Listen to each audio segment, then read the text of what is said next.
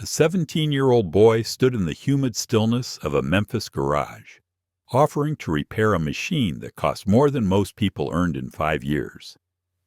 The billionaire looked at him and laughed. 2 hours later, that billionaire would be in handcuffs, and the boy would have proven everything his mother had tried to tell the world before she died. Before we go deeper into this case, take a second and hit that subscribe button. Give this video a like, and let us know where you're watching from. I'm curious to know how far these stories travel. The sound reached Tyler Bennett before he saw the source. Not the smooth growl of a healthy engine, but something broken, metallic, wrong, the kind of grinding that made mechanics physically wince. He was reorganizing spark plugs in the back corner of Bennett's Auto Works when he heard his father's voice lift in surprise. "Holy hell, that's a Ramirez Nighthawk." Miguel Santos dropped the wrench he'd been holding. It clattered against concrete. Custom prototype. Only 2 in existence. And that sound... He shook his head slowly. "That's $250,000 eating itself alive." Tyler moved toward the bay door, where 3 other mechanics had already gathered. Through the afternoon glare of Tennessee's sun, he watched 2 men in designer suits awkwardly maneuver a gleaming black motorcycle into the shop. They moved like people who'd never touched machinery in their lives, afraid they might damage it further or damage themselves. Behind them walked Harrison Ramirez, 61 years old, owner of Ramirez Performance Engineering. Wearing a watch that cost more than Tyler's father made in a year, his face carried the particular expression of someone who'd spent his entire life being obeyed without question. "Careful," Harrison barked at his assistants. "That prototype is worth more than both of you will earn in your lifetimes." David Bennett wiped grease from his hands with a rag that had seen better days. He approached with the careful politeness he reserved for customers who looked down on mechanics. "Mr. Ramirez, I'm surprised to see you here. I'd have thought Ramirez Performance would handle their own repairs. They tried." Harrison's voice carried the casual arrogance of old money. "Best engineers in Tennessee spent 4 weeks on this nightmare. Couldn't solve it. Engine does something nobody can diagnose. Makes that grinding noise, loses power, threatens to seize completely." He surveyed the modest garage with barely concealed contempt. The worn equipment, the working-class neighborhood, the mechanics in oil-stained uniforms who'd probably never touched anything worth 6 figures. "Someone mentioned your shop handles unusual problems. Frankly, I'm skeptical. But I've exhausted every other option in Memphis." Tyler studied the Nighthawk from 15 feet away. Even from this distance, he could see what was wrong. He recognized the design immediately. The radical cooling, configuration that only one person had ever successfully implemented. His mother's signature engineering. The intercooler placement that made the Nighthawk prototype capable of performance no other bike could match. "We'll take a look," David said carefully. "But I need to be honest, Mr. Ramirez. If your own engineers and—" "Then you probably can't fix it either," Harrison interrupted. "But I'm paying you to try anyway. $4,000 for a diagnosis. Another $12 if you actually fix it." He paused, let the implication settle. "Which you won't. But I need documentation that I've exhausted every option before I scrap this disaster and start over." Miguel knelt beside the motorcycle. His hands moved over the engine casing with reverence. The other mechanics, Carlos and Jerome, joined him, examining the prototype like it was a museum piece. This was the Ramirez Nighthawk, legendary in motorcycle circles, rumored to be the fastest production bike ever designed. Worth more than most houses in this neighborhood. "Start it up," David said. One of Harrison's assistants hit the ignition. The engine caught, rumbled beautifully for exactly 3 seconds. Then that grinding noise started, like metal scraping against metal in place metal should never touch. The kind of sound that made experienced mechanics physically uncomfortable. "Shut it down," Miguel said immediately. Running it like that will destroy the engine completely." "I know that," Harrison snapped. "That's why I'm here. Fix it or don't, but stop wasting my time with obvious observations." Tyler couldn't stay quiet anymore. "It's the cooling system integration," he said. His voice cut through the garage. "The intercooler placement is creating pressure differential in the third cylinder. That's why it sounds fine for a few seconds, until the heat builds and the pressure becomes uneven. Then the grinding starts, because the piston is compensating for temperature variance the engine wasn't designed to handle." Every head turned. David's expression mixed pride and concern. Pride that his son understood what 4 weeks of professional engineering couldn't diagnose. Concern about how Harrison Ramirez would react to a 17-year-old offering solutions. Harrison's face went from surprise to contempt in approximately 2 seconds. "And you are?" "Tyler Bennett, David's son. I work here." "Work here," Harrison repeated, looking Tyler up and down, taking in the worn jeans, the faded T-shirt, the oil stains that never quite washed out. "Doing what? Sweeping floors? Fetching tools for actual mechanics?" "He's been working on bikes since he was 9, David said. His voice remained careful. "Knows engines better than most technicians twice his age." "I'm sure he thinks he does." Harrison's smile didn't reach his eyes. "Every teenager with a socket wrench thinks they're an expert. But son, this is a Ramirez Nighthawk prototype. Revolutionary design. Proprietary technology. It's not some weekend project bike you tinker with in your backyard." "I know what it is," Tyler said. He felt heat rising in his chest. "I know the cooling system uses a radical intercooler placement between cylinders 2 and 3 instead of traditional external mounting. I know the fuel injection timing is calibrated for that specific thermal profile. And I know when the intercooler pressure isn't balanced correctly, you get exactly this problem.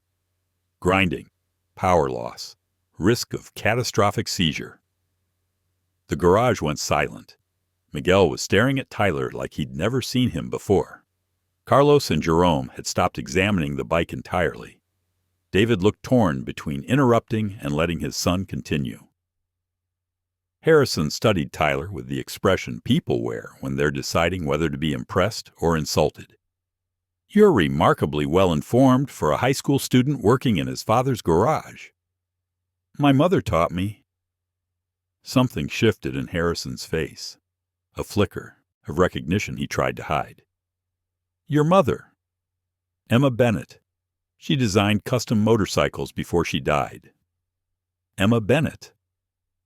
Harrison said the name like he was tasting something bitter. "I've never heard of her." It was a lie. Tyler could see it in the way Harrison's jaw tightened, in the way his assistant suddenly found the floor very interesting. "She worked from home," Tyler said. "Didn't have the money for patents or fancy workshops, but she was brilliant. Used to tell me that innovation doesn't require expensive equipment, just understanding how systems work together." "Touching story," Harrison said. "But sentiment doesn't fix motorcycles. Danny, I want your best mechanic to examine this bike. Not your son. An actual professional." Miguel stood. "With respect, Mr. Ramirez, Tyler just diagnosed in 30 seconds what your engineers couldn't figure out in 4 weeks. He made a lucky guess about cooling systems. That doesn't mean he knows how to fix it." "Let me, or try," Tyler said. Harrison laughed. Actually laughed. "Absolutely not. I'm not letting a teenager experiment on a $250,000 prototype based on guesswork and whatever he learned from his mother's hobby work." "It wasn't hobby work," Tyler said quietly, "and it's not guesswork." "I'm sure your mother was very talented for an amateur." Harrison's smile was cruel. "But this is professional engineering, the kind that requires degrees, certifications, experience, not folk wisdom passed down in a garage." David stepped forward. "Mr. Ramirez, I understand your concern, but Tyler has worked on over 300 motorcycles. He's diagnosed problems our other mechanics missed. If he says he can fix it, then he's overconfident. Harrison gestured to his assistants. We're leaving. I'll find a real shop. There isn't a real shop, Miguel said. You've already been to every reputable mechanic in Memphis. That's why you're here. Harrison's face flushed red. I came here as a last resort. I'm not desperate enough to let some kid with delusions of expertise destroy my prototype. Tyler felt something harden in his chest. The same feeling he'd had 8 years ago when the accident investigators told him his mother's brake failure was just bad luck. Just coincidence that her brakes failed 2 weeks after she'd threatened to expose Harrison Ramirez for stealing her designs. You're not desperate enough, Tyler repeated slowly. But you're desperate enough to scrap a $250,000 prototype because you can't admit that the person who designed it, the person who made it work, wasn't one of your certified engineers. The garage went very still. Harrison's voice dropped to something dangerous. What did you say? I said my mother designed the cooling system in that bike, the intercooler configuration, the thermal management that makes the Nighthawk faster than anything else on the market. Tyler's hands were shaking now. And you stole it. Harrison Ramirez went very still. The kind of stillness that comes before violence or lawyers. That's a serious accusation, he said softly. The kind that could destroy your father's business. Defamation. Slander. He looked at David. I suggest you control your son before he says something you'll both regret. David's face had gone pale, but he didn't tell Tyler to stop. My mother kept notebooks, Tyler said. His voice was steadier now. Detailed designs, calculations, dated entries showing her work on a revolutionary cooling system for high-performance motorcycles. She showed them to you 8 years ago, offered to collaborate. You told her the design wouldn't work. I don't recall that conversation. 6 months later, Ramirez Performance announced the Nighthawk prototype, using the exact cooling configuration my mother designed. The same intercooler placement, the same thermal management system, even the same fuel injection timing she'd calculated. Harrison's jaw tightened. Many engineers work on similar problems. Convergent design is common in... Convergent design doesn't explain why my mother told you the system had a critical flaw, Tyler interrupted. A pressure balancing issue that would cause exactly the problem you're experiencing now. She told you how to fix it. You didn't listen, because you weren't interested in collaboration. You were interested in theft. Miguel was watching Harrison's face. Carlos had pulled out his phone, recording. Jerome had quietly moved to stand beside Tyler. Harrison's assistants looked like they wanted to be anywhere else. Your mother, Harrison said, his voice dripping with condescension, was a self-taught hobbyist with no formal engineering education. She had talent, I'll grant you that. But talent without credentials, without institutional backing, without professional networks, that's just recreational tinkering. The Nighthawk represents millions in research and development. Years of professional work. It's insulting to suggest it was based on your mother's garage experiments. Then why does it have the exact flaw she warned you about? Harrison didn't answer. Tyler stepped closer to the motorcycle. The intercooler pressure differential. She told you it would create uneven thermal expansion in the third cylinder. She told you the fix required a specialized valve system to balance the pressure. She even drew up the valve design. He knelt beside the engine. She told you all of this 8 years ago, and you used her work to build your empire. But you didn't use her fix, because you didn't actually understand what she designed. Get away from that bike, Harrison snapped. Why? Tyler looked up. Afraid I'll prove it? David put a hand on Tyler's shoulder. Son, maybe we should... No. Tyler shook his head. I've been quiet for 8 years. watching Ramirez's performance take credit for Mom's innovations, watching them build bikes using her designs while pretending she never existed. I'm done being quiet. Harrison pulled out his phone. I'm calling my lawyers, and then I'm calling the police. You'll regret this. Will I? Tyler stood. Because I have something you don't have, Mr. Ramirez. I have my mother's original design notebooks, dated and witnessed, showing every calculation, every innovation, every system that somehow ended up in your Nighthawk prototype. And I have recordings of phone calls where she discussed collaborating with you, where you asked detailed questions about her cooling system, where you told her you'd think about working together. Harrison's face had gone from red to pale. Those recordings are legally obtained. My mother recorded every business conversation. She knew how people like you operate. She knew brilliant ideas get stolen from people who can't afford lawyers to defend them. Miguel stood up slowly. Holy hell. She knew, Tyler continued, because it had happened to her before. 3 different companies, 3 different designs. Each time she'd share her work, trying to find partners who could help her get her innovations to market. Each time they'd thank her politely and tell her they weren't interested. And each time, 6 months later, her designs would show up in their new products. This is absurd, Harrison said, but his voice had lost its certainty. She learned to document everything: photographs, timestamps, witnesses. Tyler gestured to the motorcycle. This bike shouldn't exist without her, and the fact that it's broken in exactly the way she predicted it would be, that proves she designed it. Because if you actually understood her engineering, you'd know how to fix it.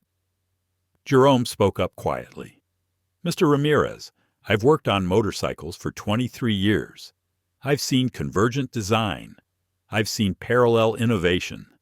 This isn't that. This is too specific, too exact. Carlos nodded. The cooling configuration in this bike, I've never seen anything like it anywhere else. It's unique, revolutionary.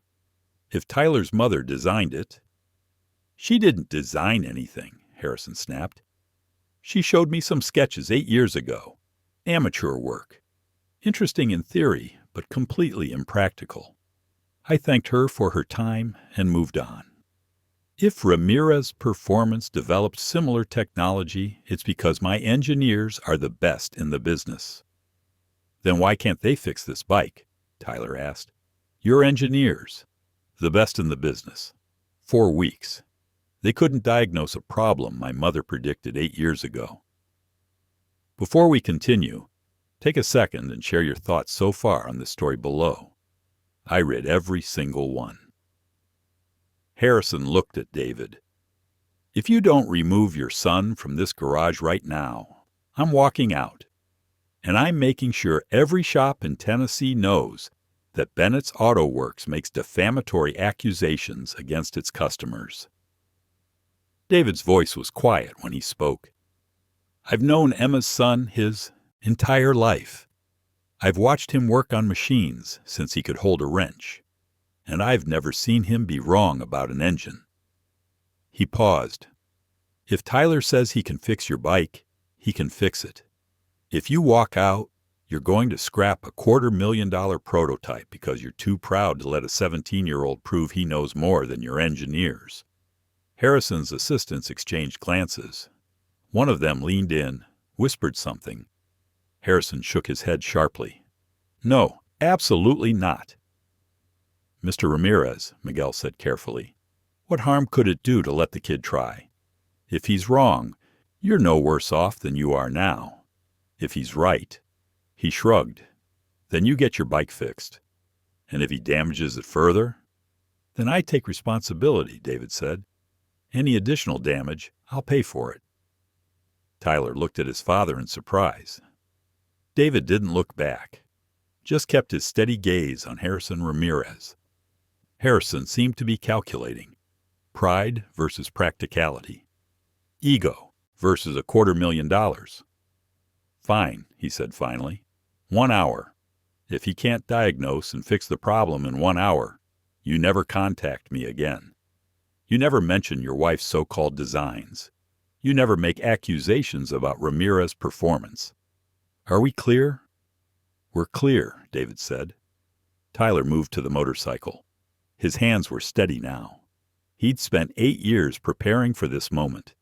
8 years studying his mother's notebooks, understanding her innovations, learning not just what she'd designed, but why she'd designed it that way. He began removing the engine cowling. Harrison watched with his arms crossed. His assistant stood by the door, like they were preparing to run. Miguel brought Tyler a diagnostic scanner. "You got this, kid." "Yeah." Tyler connected the scanner to the bike's computer system. "Mom taught me everything I need to know." The data began flowing across the screen. Engine temperature, pressure readings, fuel injection timing. Everything. Exactly where it should be, except for one critical measurement. "There," Tyler said. "Cylinder 3. Pressure differential of 14 psi, compared to cylinders 1 and 2. Miguel leaned over his shoulder. "That's massive." "That's fatal," Tyler corrected. "The intercooler is creating uneven cooling.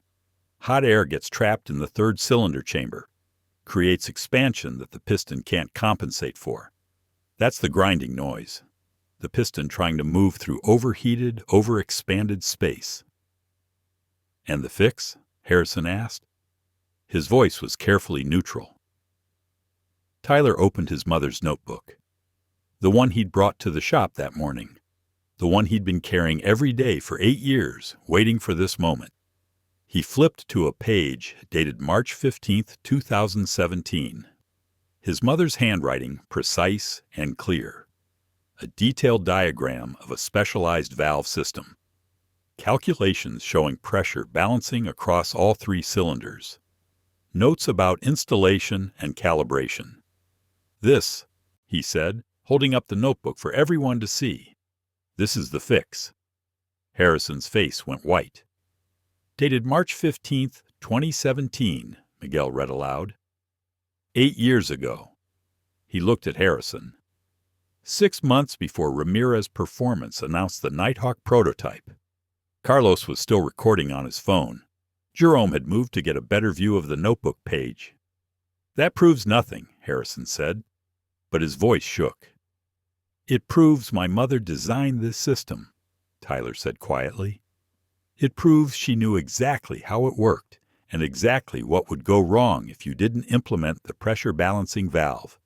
And it proves you stole her work and didn't understand it well enough to fix it." He turned back to the motorcycle. "I need a set of micro valves, 0.3 millimeter bore. Titanium, if you have them." Miguel nodded. "We have them." Carlos grabbed the specialty valve kit from the back. Harrison stepped forward. "Wait, just wait." He was breathing hard now. "Let's say, hypothetically, let's say Emma did have some influence on the Nighthawk design. That doesn't mean—" "Influence?" Tyler's voice cut like glass. "She designed the entire cooling system. The system that makes this bike revolutionary. The system that you've built your reputation on for 8 years. Product development is collaborative. Many people contribute ideas. And those people get paid. They get credited. They get patents with their names on them." Tyler looked Harrison in the eyes. "My mother got nothing, except a promise that you'd think about working with her. And then, 2 weeks after she sent you a cease and desist letter threatening to expose what you'd stolen, her brakes failed on Highway 40. The garage went silent. Harrison's face was the color of old paper. "That was an accident. The police investigated. Mechanical failure?" "Mechanical failure that happened to a woman who maintained her own motorcycle religiously, who checked her brakes every week, who never in 20 years of riding had a single maintenance issue." Tyler's hands were shaking again. "Convenient timing. 2 weeks after she threatened you. 2 weeks after she told you she had proof you'd stolen her designs. 2 weeks after she said she was going to the industry press. "You're accusing me of murder," Harrison said, each word carefully measured. "In front of witnesses, with no evidence. I could destroy you for that." "Go ahead," Tyler said. "Take me to court. Let's get everything out in the open. My mother's notebooks, the recordings, the timeline of your Nighthawk development compared to her designs. Let's see what a jury thinks." Harrison's phone buzzed. He looked at it, then at his assistants. "Outside, now." They followed him out of the garage.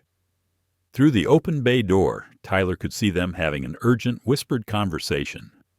Harrison on his phone, pacing, his assistants looking increasingly nervous. Miguel put a hand on Tyler's shoulder. "That took guts, kid." "It took 8 years, Tyler said. His hands were still shaking. 8 years of knowing the truth and not being able to prove it. 8 years of watching him profit from her work while she's buried in Elmwood Cemetery. David was staring at the notebook, at his late wife's handwriting. "You never told me you still had these." "I have all of them. Every design she ever made, every calculation, every innovation." Tyler's voice cracked slightly. "She knew someone would try to steal from her again. She told me 2 days before she died. She told me to keep everything safe. Said that someday the truth would matter." Jerome spoke quietly. "The brake failure. You really think?" "I don't think. I know." Tyler pulled out his phone, opened a folder he'd labeled Evidence. Mom's motorcycle was inspected 3 days before the accident. Perfect condition, brake lines new, fluid fresh, no issues whatsoever. He scrolled to another document. Accident report says the brake line had been weakened by corrosion, but the inspector's report from 3 days earlier specifically notes that the brake lines were in excellent condition. Carlos leaned in to look at the screen. "That's impossible. Brake lines don't corrode that fast." "No," Tyler said. "They don't, unless someone helps them along." Miguel pulled up a stool, sat down heavily. "Jesus, kid. If you're right about this, if Ramirez actually killed your mother, you can't just fix his bike and send him on his way. You need to go to the police." "With what evidence?" Tyler asked. "An accident report from 8 years ago? A coincidence of timing? The police investigated. They ruled it mechanical failure. Case closed." "What about the brake line corrosion that didn't exist 3 days before?" "The inspector I hired died 6 years ago. Natural causes. His files were destroyed. All I have is a copy of his report, which the police could claim is forged. No physical evidence, no witnesses, just a son who believes his mother was murdered." David's face had gone hard. "But if you can prove he stole her designs, if you can prove the Nighthawk is based on her work, that gives you motive. That opens the case back up." Tyler nodded. "That's the plan." Harrison walked back into the garage. His face had regained some composure, though his jaw was still tight. "I've spoken with my attorneys. They've advised me not to continue this conversation." "Of course they did," Tyler said. "However," Harrison took a breath, "I'm willing to make you an offer. Fix the bike. If you can actually diagnose and repair the issue using your mother's supposed designs, I'll pay you $50,000, cash, today, and we forget this entire conversation happened." Miguel whistled softly. "That's a lot of money, kid." "It's hush money," Tyler said, not taking his eyes off Harrison. "You want to pay me to stay quiet about my mother's designs, about the theft, about everything." "I want to pay you for a successful repair," Harrison corrected. "What happened 8 years ago is irrelevant. Your mother showed me some ideas. I thanked her. My engineers developed the Nighthawk independently. Any similarity is coincidental. But if you can fix my bike, which I doubt, I'm willing to pay generously for your time." Tyler stared at him. $50,000. More money than he'd ever seen. Enough to pay for college. Enough to help his father with the shop. Enough to change his life. All he had to do was stay quiet. "No," he said. Harrison's eyebrows raised. "No?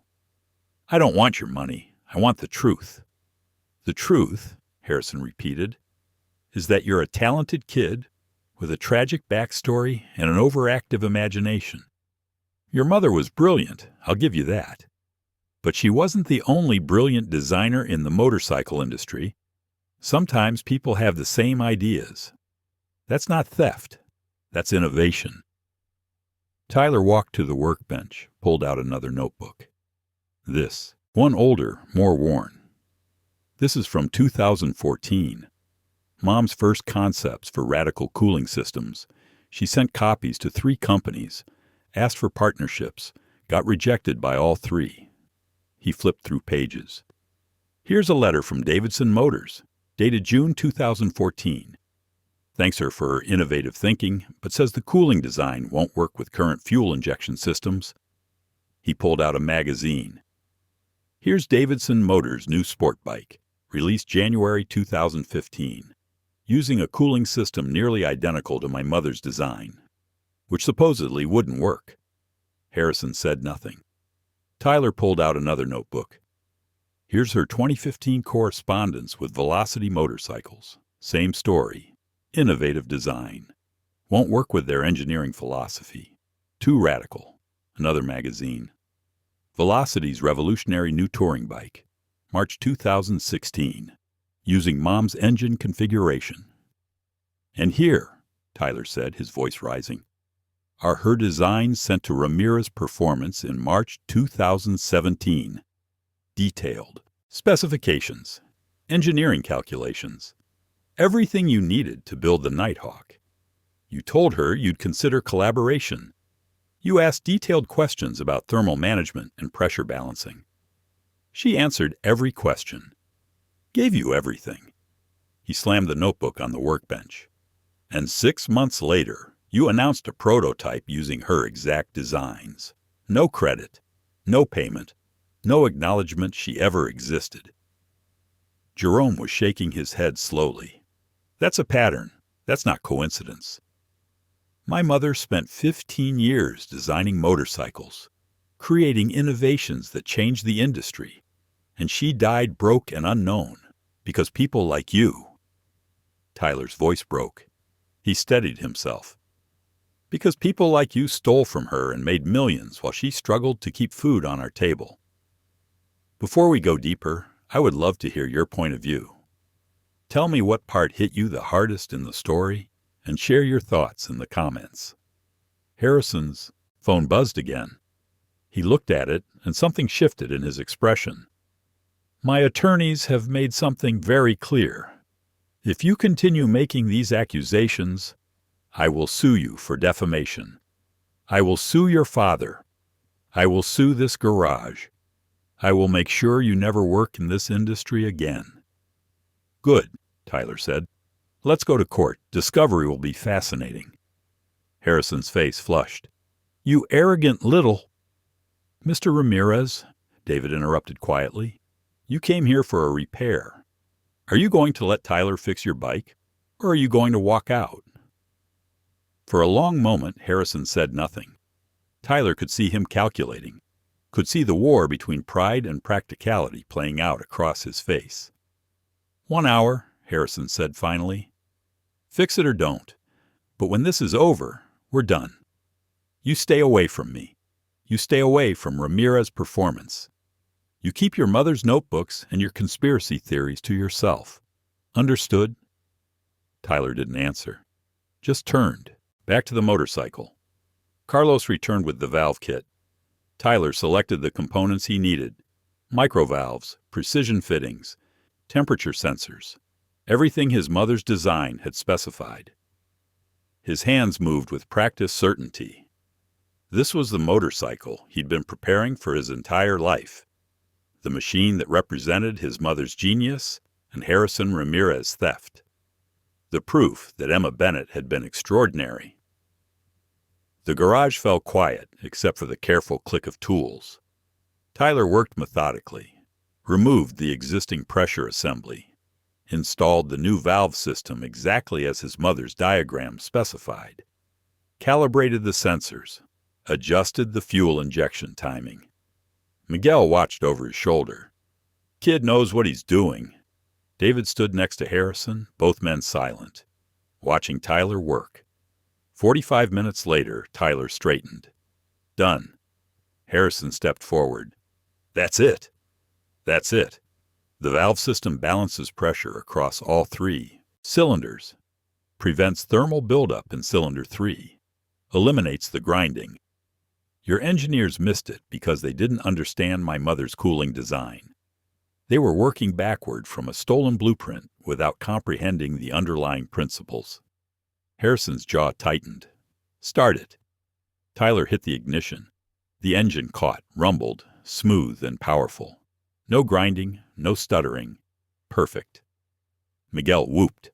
Carlos grinned. Jerome pumped his fist. David's eyes were wet.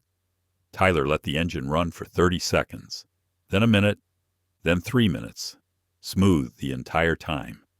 The grinding noise, the problem that had plagued Ramirez Performance's engineers for 4 weeks, was gone. How's it feel? Miguel asked Harrison. Harrison's face was unreadable. He walked to the motorcycle, listened to the engine. His expression shifted from skepticism to disbelief, to something that might have been fear. Impossible, he muttered. 4 weeks, 20 engineers, millions, in diagnostic equipment. And a 17-year-old fixes it in under an hour. Not impossible, Tyler said. Just proof that my mother designed this system. I could fix it because I learned from her. Your engineers couldn't fix it because they were working with stolen designs they didn't understand. Harrison looked at Tyler, really looked at him, and for the first time Tyler saw something other than arrogance in those eyes. He saw recognition. Your mother, Harrison said slowly, was more brilliant than I gave her credit for. She was brilliant enough to change the industry, Tyler said. And you stole that from her. Harrison pulled out his checkbook. $50,000, as promised. Take it. Tyler shook his head. I told you. I don't want your money. Then what do you want? I want you to admit what you did. Harrison laughed, but it was hollow. You want me to confess to design theft? To give you ammunition for a lawsuit that would destroy my company? You're more naive than I thought. I'm not naive, Tyler said. I'm patient. Because here's what's going to happen, Mr. Ramirez. You're going to take your bike and leave. You're going to go back to your mansion and your company and your reputation built on my mother's work. And you're going to think you got away with it. He stepped closer. But I have everything. Every design. Every timestamp. Every piece of correspondence. Every witness statement. And I'm going to take all of it to the patent office, to the industry press, to every motorcycle magazine and engineering journal in the country. I'm going to make sure everyone knows that Emma Bennett designed the revolutionary cooling system in the Ramirez Nighthawk, that she died before she could claim credit, that Ramirez Performance built an empire on stolen innovation. Harrison's face had gone pale again. You can sue me for defamation, Tyler continued, but to prove defamation, you'd have to prove I'm lying, which means discovery, which means my mother's notebooks become public record. Your engineer's development timeline becomes public record. Every email, every prototype, every piece of evidence showing exactly how you stole her work. Miguel was grinning. Carlos was still recording. David's expression was proud and terrified in equal measure. You're bluffing, Harrison said. Tyler pulled out his phone. I'm holding a press release, ready to send to every major motorcycle publication. Detailed description of my mother's designs. Side-by-side comparison with the Nighthawk specifications. Dated evidence of her correspondence with Ramirez Performance.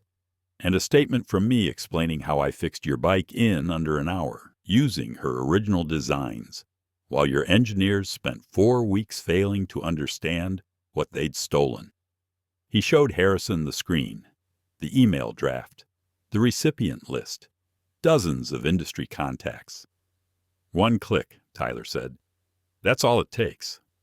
Harrison stared at the phone, at Tyler, at the motorcycle running perfectly thanks to Emma Bennett's engineering genius. "What do you want?" he asked quietly. "The truth," Tyler said. "I want you to admit what you did." Harrison Ramirez stood in that Memphis garage, surrounded by mechanics who'd witnessed everything, staring at a 17-year-old holding evidence that could destroy him. "You have no idea what you're asking," he said finally. "I know exactly what I'm asking. The truth." Harrison looked at his assistants. Both men had moved toward the door, like they were preparing to distance themselves from whatever came next. "Leave us," Harrison said to them. "Wait in the car." They left quickly. The garage door remained open, afternoon sun spilling across concrete stained with decades of oil and hard work. Harrison turned back to Tyler. "If I tell you the truth, the real truth, it doesn't stay in this garage, I know that. Whatever I say, you're going to use it." "Yes," Tyler said. "I am." "Then why should I say anything?" "Because you're already finished, Mr. Ramirez. The only question is whether you lose everything fighting or you lose everything admitting what you did. At least if you admit it, you keep some dignity." Harrison laughed bitterly. "Dignity? From the boy threatening to destroy me." "I'm not destroying you," Tyler said. "You destroyed yourself when you stole from someone who couldn't fight back. I'm just making sure people know the truth." For a long moment, Harrison said nothing. He walked to the motorcycle, ran his hand over the engine.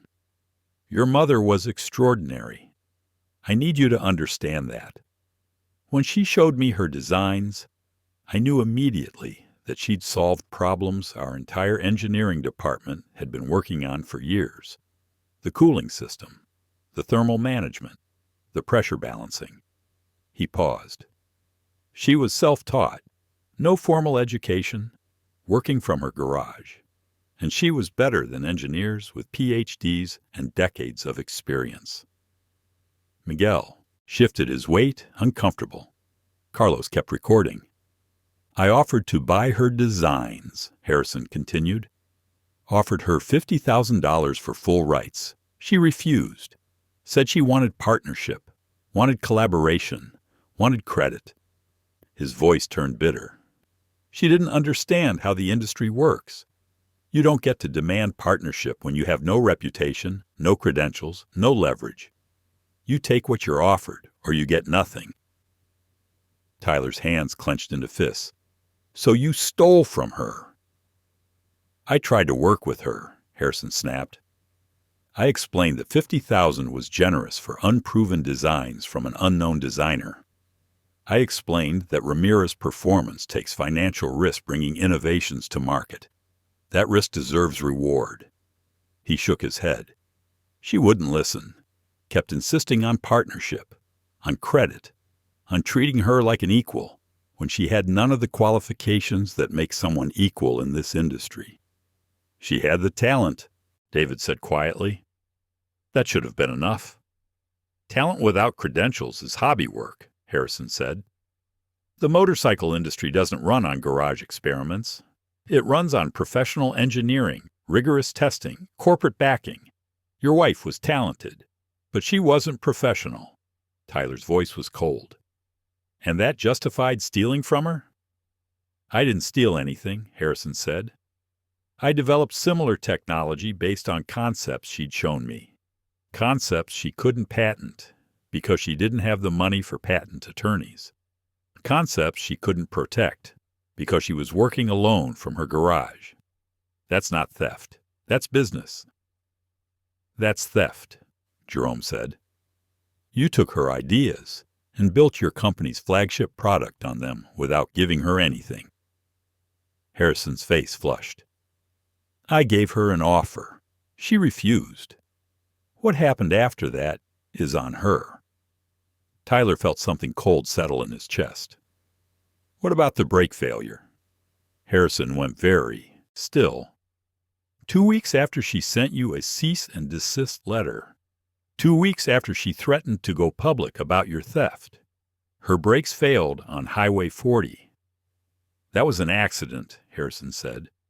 A tragic accident that had nothing to do with me. Brake lines don't corrode from perfect condition to complete failure in 3 days, Tyler said. Not naturally. Are you accusing me of murder? Harrison's voice rose. Based on what? Timing? Coincidence? Based on the fact that my mother was about to expose you. Based on the fact that she had evidence you'd stolen her designs. Based on the fact that her death was very convenient for you. Harrison took a step forward. David moved to intercept him. Miguel stood up. I had nothing to do with your mother's death, Harrison said, each word sharp and deliberate. I learned about the accident from the news. I was in California at a trade show when it happened. I have 100 witnesses. Tyler pulled out his phone again, scrolled through files. You were in California, but you have employees, contractors, people who could do things for you. This is insane, Harrison said. You're a grieving son inventing conspiracies because you can't accept that sometimes terrible things just happen. Maybe, Tyler said. Or maybe you're a billionaire who's gotten away with theft for so long that you thought you could get away with anything, including murder. The garage went silent. Harrison's face had gone from red to white. I want my motorcycle. I want to leave. This conversation is over. No, Tyler said. This conversation is just starting, because I'm not finished. I'm going to find proof of what you did. I'm going to find evidence of the brake line sabotage. I'm going to find the person you paid to kill my mother. And I'm going to make sure you spend the rest of your life in prison. Harrison stared at him. You're going to waste your life chasing ghosts, trying to prove something that can't be proven? Your mother's death was an accident. The police investigated. The case is closed. Cases can be reopened, Tyler said, especially when new evidence comes to light. Evidence like the fact that you built a $250,000 motorcycle using designs you stole from the victim. Evidence like the timeline of her threats followed immediately by her death. Evidence like the brake inspector's report that mysteriously disappeared. Miguel leaned forward. The brake inspector's report disappeared. 6 months after my mother died, Tyler said. The inspector's office had a fire. All his files destroyed. The inspector himself died 4 years later. Natural causes, supposedly, but convenient. Very convenient. Harrison's jaw tightened. You're describing coincidences and calling them conspiracy. The inspector's fire was investigated. Electrical fault. The inspector's death, he was 73 years old with a heart condition. These things happen. Lots of things happen around you, Mr. Ramirez, Tyler said. Convenient things. Profitable things. Carlos spoke up. I've been recording this entire conversation. Everything you've said about taking Emma's designs, about refusing to credit her, about considering her work hobby work, even though you used it to build your company's flagship product. Harrison's face went pale. Delete that recording. No, Carlos said. Delete it, or I'll sue you for... For what? Carlos asked. Recording a conversation in a place of business where I work? Tennessee is a one-party consent state, Mr. Ramirez. I'm allowed to record conversations I'm part of. And this conversation, where you just admitted to taking Emma Bennett's designs without compensation, that's evidence. Harrison looked trapped. His eyes moved from Carlos to Tyler, to the door. You can't leave, Tyler said. Not yet, because I have one more thing to show you. He walked to the workbench, pulled out a laptop, opened a folder labeled Evidence Final. After my mother died, I spent 8 years investigating, learning, gathering evidence. I'm not just a grieving son making accusations, Mr. Ramirez. I'm someone who's built a case. He turned the laptop to face Harrison. On the screen, surveillance footage, grainy night vision, dated 2 weeks before Emma Bennett's death. A parking lot outside a small office building. Harrison Ramirez's distinctive Mercedes pulling up to the curb. A man getting into the passenger seat. Conversation. Harrison handing over an envelope. The man leaving 20 minutes later. This is from the parking lot camera at my mother's brake inspector's office building, Tyler said. The inspection happened at 4 p.m. This footage is from 11 p.m. the same night. 3 days before my mother's fatal accident. Harrison's hands were shaking. That could be anyone. That could be anything. You can't prove. I can prove it's your car. License plate clearly visible. I can prove the timestamp. I can prove the location. Tyler paused.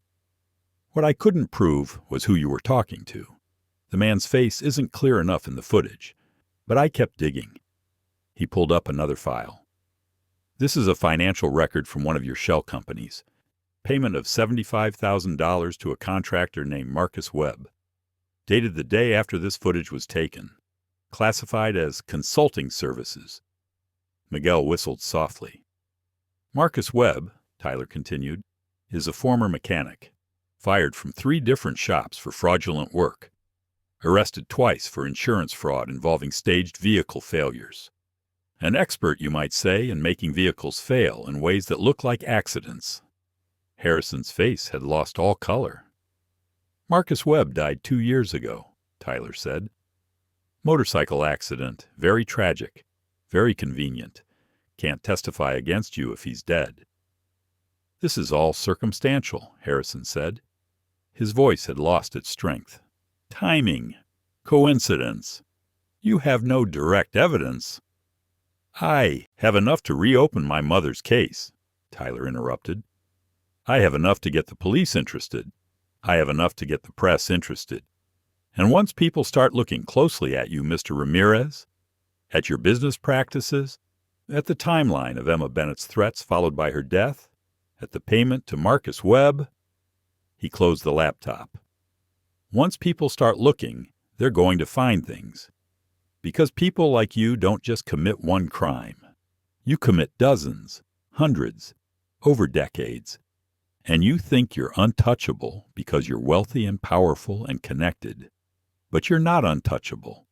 You're just someone who hasn't been caught yet. The garage was silent except for the purring of the Nighthawk engine, running perfectly thanks to Emma Bennett's genius. Harrison reached into his jacket. For a moment, everyone tensed, but he just pulled out his checkbook. $1 million, he said. Cash. Today. Take it and forget everything you think you know. Forget the footage. Forget Marcus Webb. Forget your mother's designs. Walk away rich and alive. Tyler stared at him.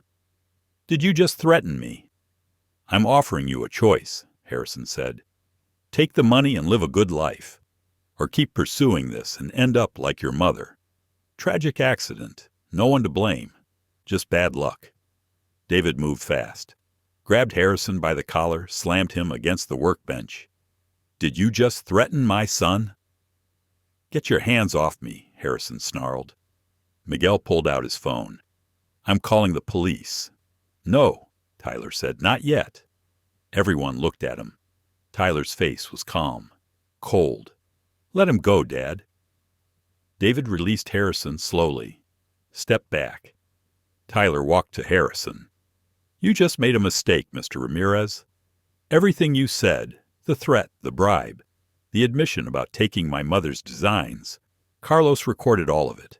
Miguel heard it. Jerome heard it. My father heard it. You just confessed and threatened me in front of 5 witnesses. Harrison's eyes widened. And that, Tyler said, is what I needed. Not just evidence of design theft, not just suspicious timing around my mother's death, but you, losing your temper, dropping your guard, admitting what you did and threatening me when I wouldn't be bought off. He pulled out his phone, showed Harrison the screen. I've been recording too. Every word, from the moment you walked into this garage. Harrison stared at the phone, at Tyler, at the mechanics surrounding him. "You set me up," he whispered. "I gave you a chance to tell the truth," Tyler corrected. "You chose to threaten me instead. That was your decision." Miguel pressed dial on his phone. "Memphis Police Department? I'd like to report a crime. Multiple crimes, actually. We have a suspect who just confessed to design theft and threatened a minor. We have evidence of his connection to a suspicious death 8 years ago. And we have recordings of everything." Harrison looked at the door, ramped, one post, his motorcycle, at the men blocking his path. "You can run," Tyler said. "But this recording is already uploaded to the cloud, already sent to my lawyer, already backed up in 3 different locations.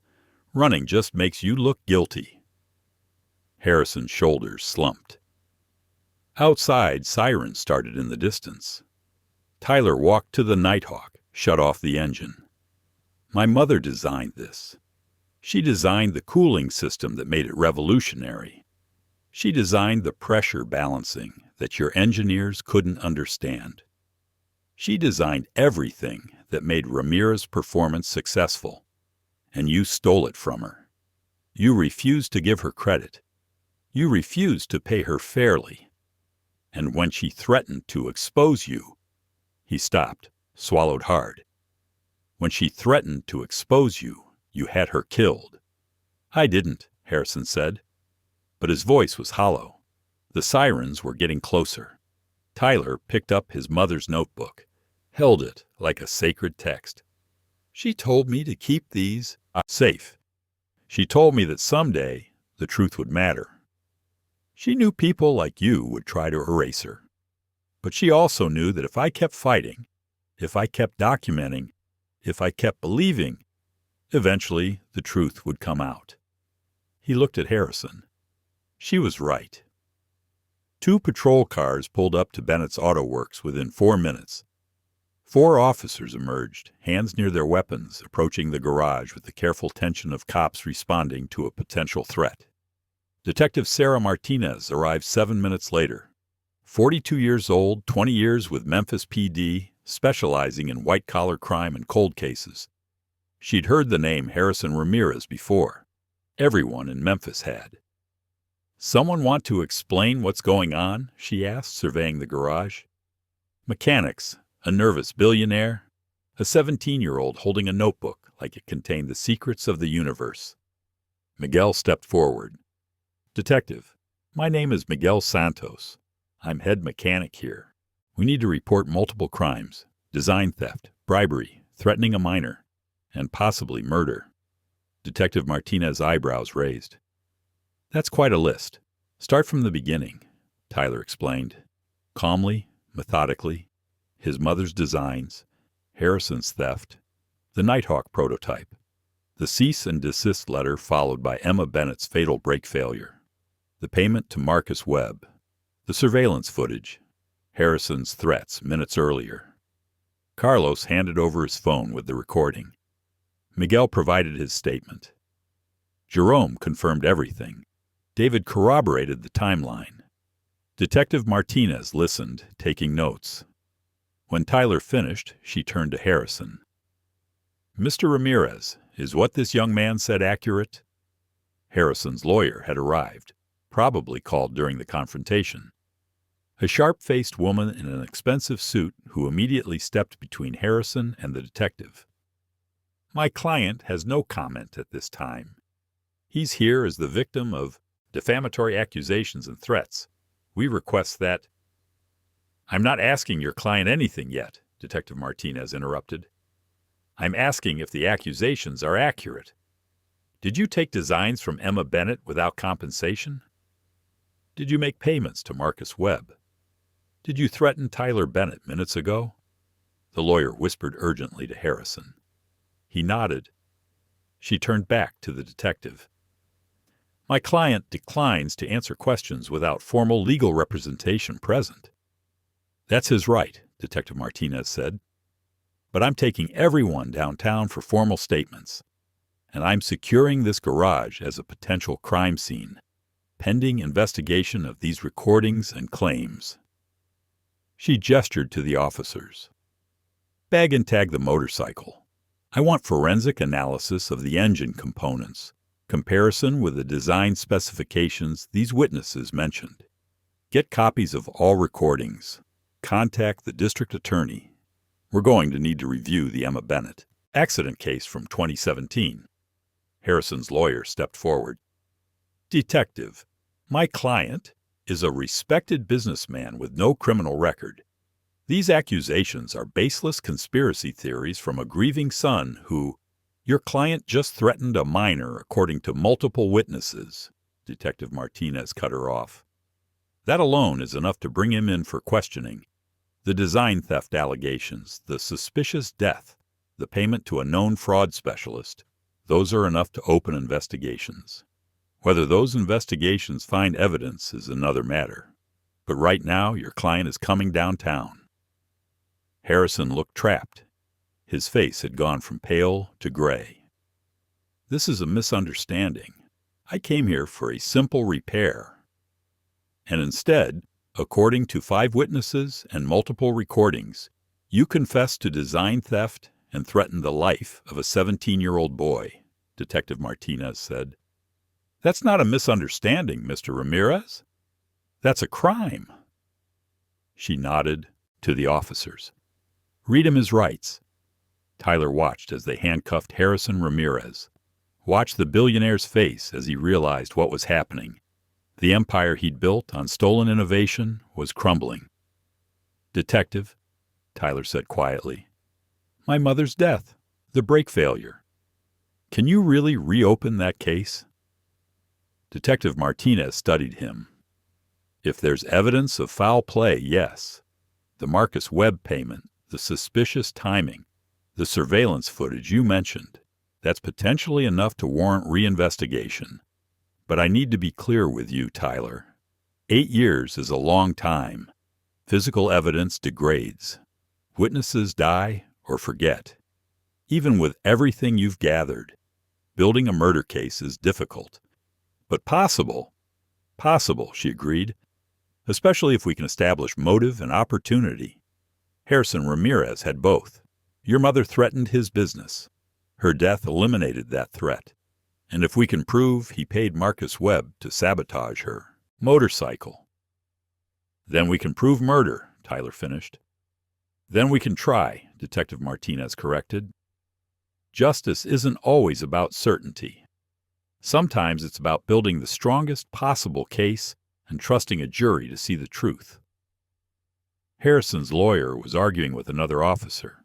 Something about wrongful arrest, harassment, defamation. The officer looked unmoved. David put his hand on Tyler's shoulder. You did it, son. You stood up to him. You made them listen. We don't know if they'll convict him, Tyler said. We don't know if we can prove. We proved enough to get the investigation reopened, David interrupted. We proved enough to expose his theft. We proved enough to make the world listen. That's what your mother wanted. Not necessarily revenge, just truth, recognition that she existed, that she mattered, that her work changed the industry. Miguel joined them. The kid's a natural detective. 8 years of investigation. He built this case piece by piece. I learned from the best, Tyler said. He held up his mother's notebook. She taught me to document everything, to never trust people who promise fairness, to keep evidence safe because someday it would matter. Detective Martinez walked back to them. I'm going to need those notebooks, all of them. They're evidence now. Tyler hesitated. These are all I have left of her, her handwriting, her thoughts, her genius. I understand, Detective Martinez said gently. But if we're going to prove Harrison Ramirez stole her designs, we need the original documents. I promise you, they'll be treated with care, logged, protected, and when the trial is over, they'll be returned to you. Tyler looked at his father. David nodded slowly. Okay, Tyler said. He handed over the notebook he'd been holding. "There are 17 more at home. I'll get them for you." "Thank you." Detective Martinez took the notebook carefully, like she understood its value. This took courage. Standing up to someone with Ramirez's wealth and power. Most people would have taken the money and walked away. "My mother taught me that some things matter more than money," Tyler said. "Truth, justice, making sure people who can't defend themselves aren't forgotten." Detective Martinez smiled. "She sounds like she was an extraordinary woman." She was. The officers were loading Harrison into the patrol car. He looked back at the garage one last time. At the Nighthawk motorcycle running perfectly thanks to Emma Bennett's engineering. At the son who'd refused to let her be erased. Tyler met his eyes, held his gaze, didn't look away. The patrol car pulled away, sirens silent, but lights flashing. Detective Martinez turned to the mechanics. "I'll need formal statements from all of you. Timeline of events, what you witnessed, what you heard, everything on record." "Whatever you need," Miguel said. "Good." She looked at Tyler. "Especially you. I want a detailed account of your investigation. Every piece of evidence, every witness, every connection you've made. This is going to be a complex case. Design theft, potential murder, corporate fraud. The district attorney is going to want everything thoroughly documented." Tyler nodded. "I've been documenting for 8 years. I'm ready." Carlos spoke up. "Detective, I have video recordings from my phone. The entire confrontation. Harrison's admissions about taking Emma's designs. His threats. All of it." "Send those to me immediately," Detective Martinez said, handing him a card. "Encrypted if possible. We don't want any accusations of tampering."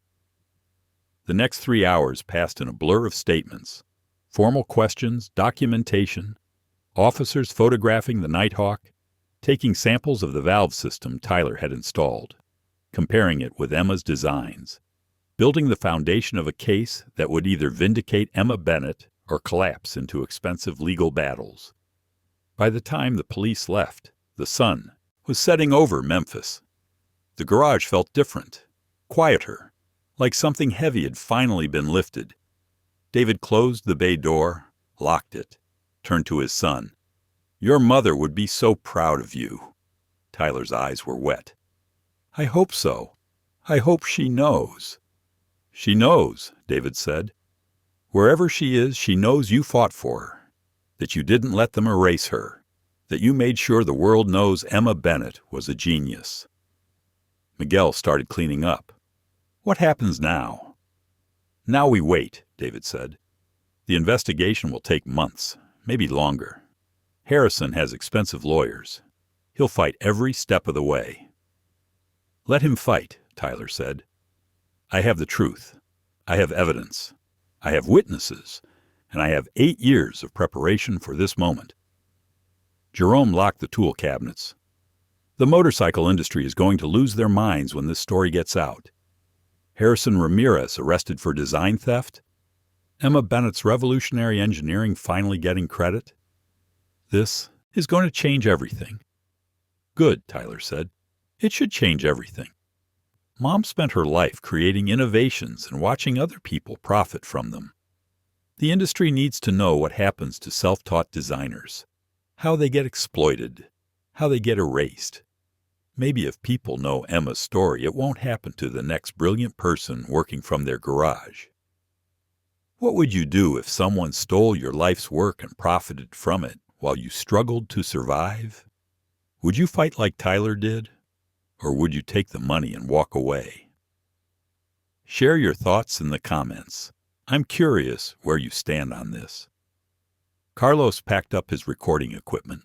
"I'm posting the footage online. Not the whole confrontation, that's evidence now.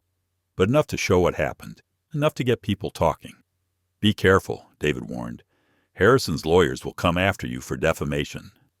"Let them," Carlos said. "Truth is a defense against defamation.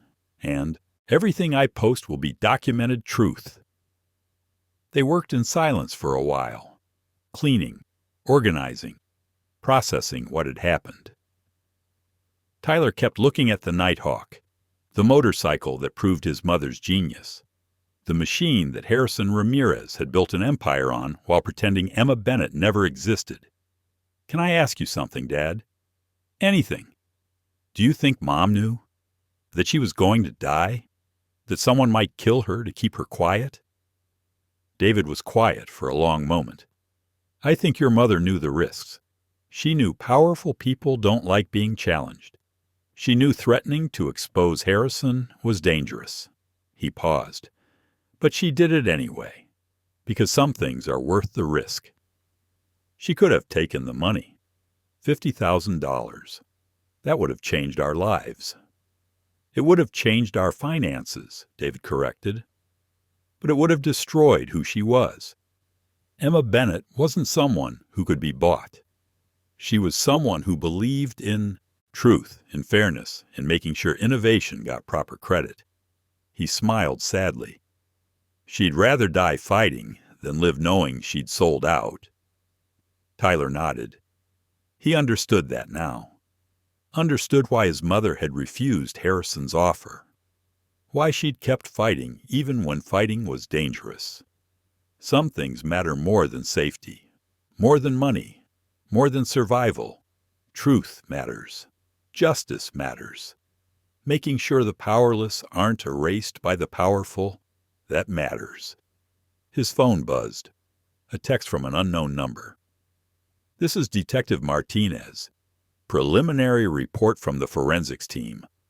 The valve system you installed matches Emma Bennett's designs exactly.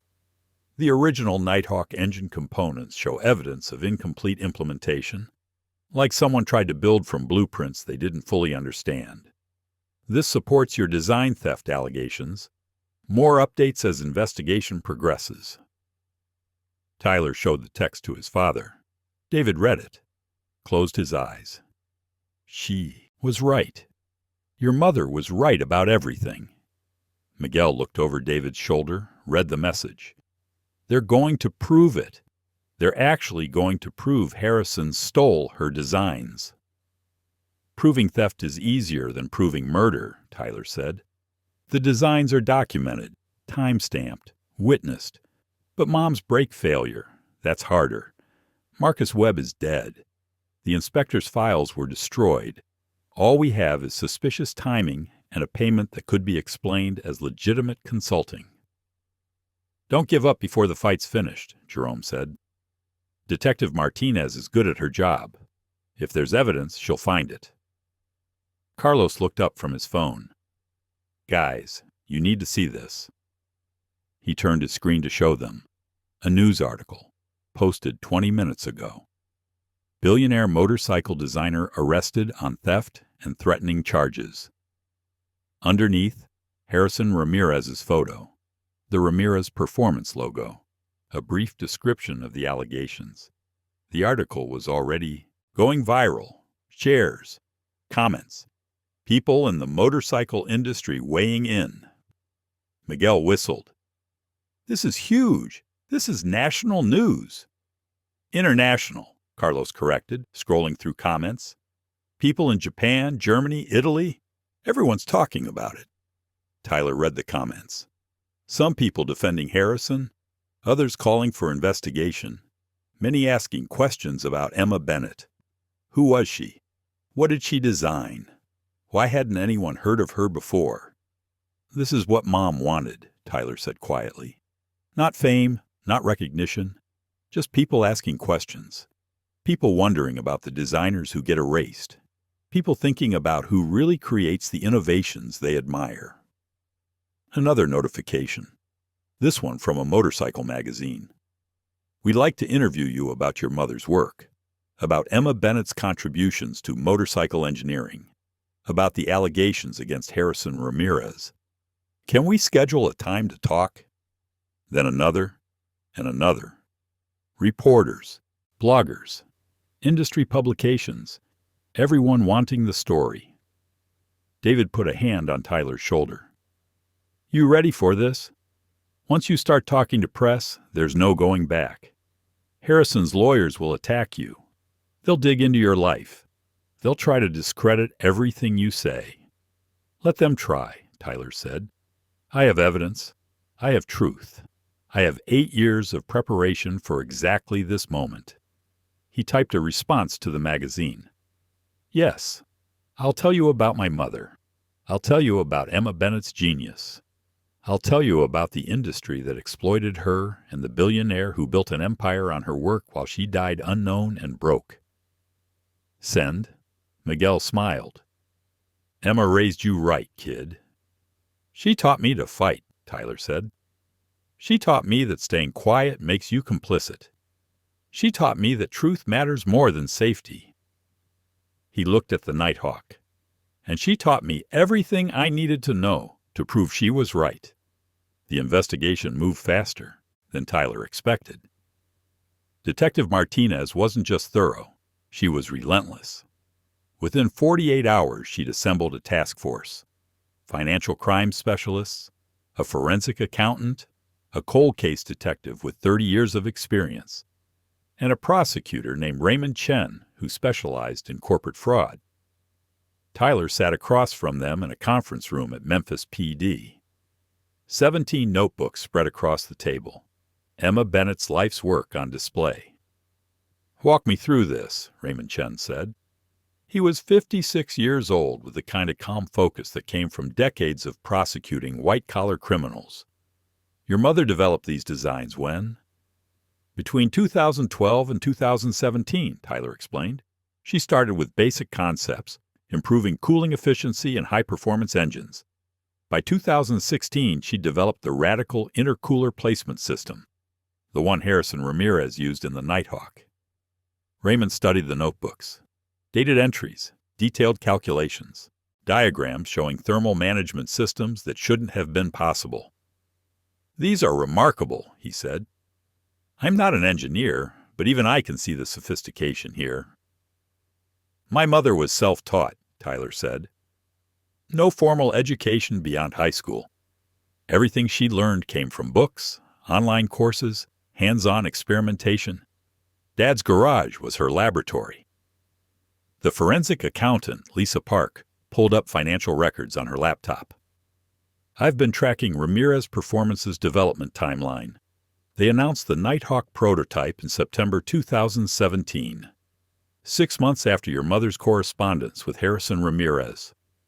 The financial records show a massive spike in R&D spending in March 2017, right when your mother sent her designs. What kind of spike? Raymond asked. $12 million over 3 months, Lisa said. Most of it going to engineering consultants, prototype development, materials testing, which makes sense if they were building something revolutionary. But here's the interesting part. Before March 2017, Ramirez Performance had been working on a completely different cooling system. Traditional external mounting. Their internal documents show they'd invested 2 years and $8 million in that design. She pulled up another screen. Then suddenly, in March 2017, they abandoned all that work, pivoted to an entirely new approach using intercooler placement between cylinders, the exact approach Emma Bennett had designed. Raymond leaned forward. That's a dramatic change. Companies don't usually abandon years of R&D investment unless something better comes along. Something like Emma Bennett's revolutionary design, Detective Martinez said. Tyler felt hope rising in his chest. Can you prove they stole it? We can prove they changed direction immediately after she contacted them, Raymond said carefully. We can prove the new direction matched her designs exactly. We can prove they never credited her or compensated her. Whether that's legally sufficient to prove theft, that depends on how good Harrison's lawyers are at arguing coincidence. But it establishes motive, the cold case detective said. His name was Frank Morrison, and he'd been reviewing Emma Bennett's accident file. If Harrison Ramirez built his flagship product on stolen designs, and Emma Bennett threatened to expose him, that's clear motive for wanting her silenced. Tyler looked at Frank. Can you reopen the case? Can you investigate her death as a homicide? Frank spread out the accident report. Photos of Emma's motorcycle, the destroyed brake system, the collision scene on Highway 40. The original investigation ruled it accidental, he said. Brake line failure due to corrosion. Vehicle lost control at 70 miles per hour. Driver killed on impact. No witnesses. No evidence of foul play. But the brake inspector's report from 3 days earlier. I know, Frank interrupted. I've seen it. Perfect. Condition. New brake lines. No corrosion. Which means either the inspector missed something catastrophic, or the brake line was sabotaged between the inspection and the accident. He pulled up another document. I've been looking into Marcus Webb, the contractor who received $75,000 from one of Harrison's shell companies. Webb had a history, arrested twice for insurance fraud. Both cases involved staged vehicle failures. One was a brake line weakening that looked like natural corrosion. Tyler's heart was pounding. That's the connection. It's suspicious, Frank corrected. But Webb is dead. We can't question him. Can't verify what services he actually provided to Harrison. The payment could legitimately have been for consulting. Harrison's lawyers will argue that. What about the surveillance footage? Tyler asked. Harrison meeting with Webb outside the brake inspector's office building? That helps, Frank said. It establishes they knew each other. It establishes a meeting shortly before Emma's death. But it doesn't prove what they discussed. Harrison could claim he was there for legitimate business. At 11 p.m., Detective Martinez said skeptically. His lawyers will have an explanation, Raymond said. They always do. But Tyler, I want to be clear with you. Even with everything you've gathered, the notebooks, the financial timeline, the surveillance footage, the payment to Webb, building a murder case is difficult. We're talking about events from 8 years ago. Physical evidence is gone. The brake line was destroyed in the accident. The inspector's files were lost in the fire. Webb is dead.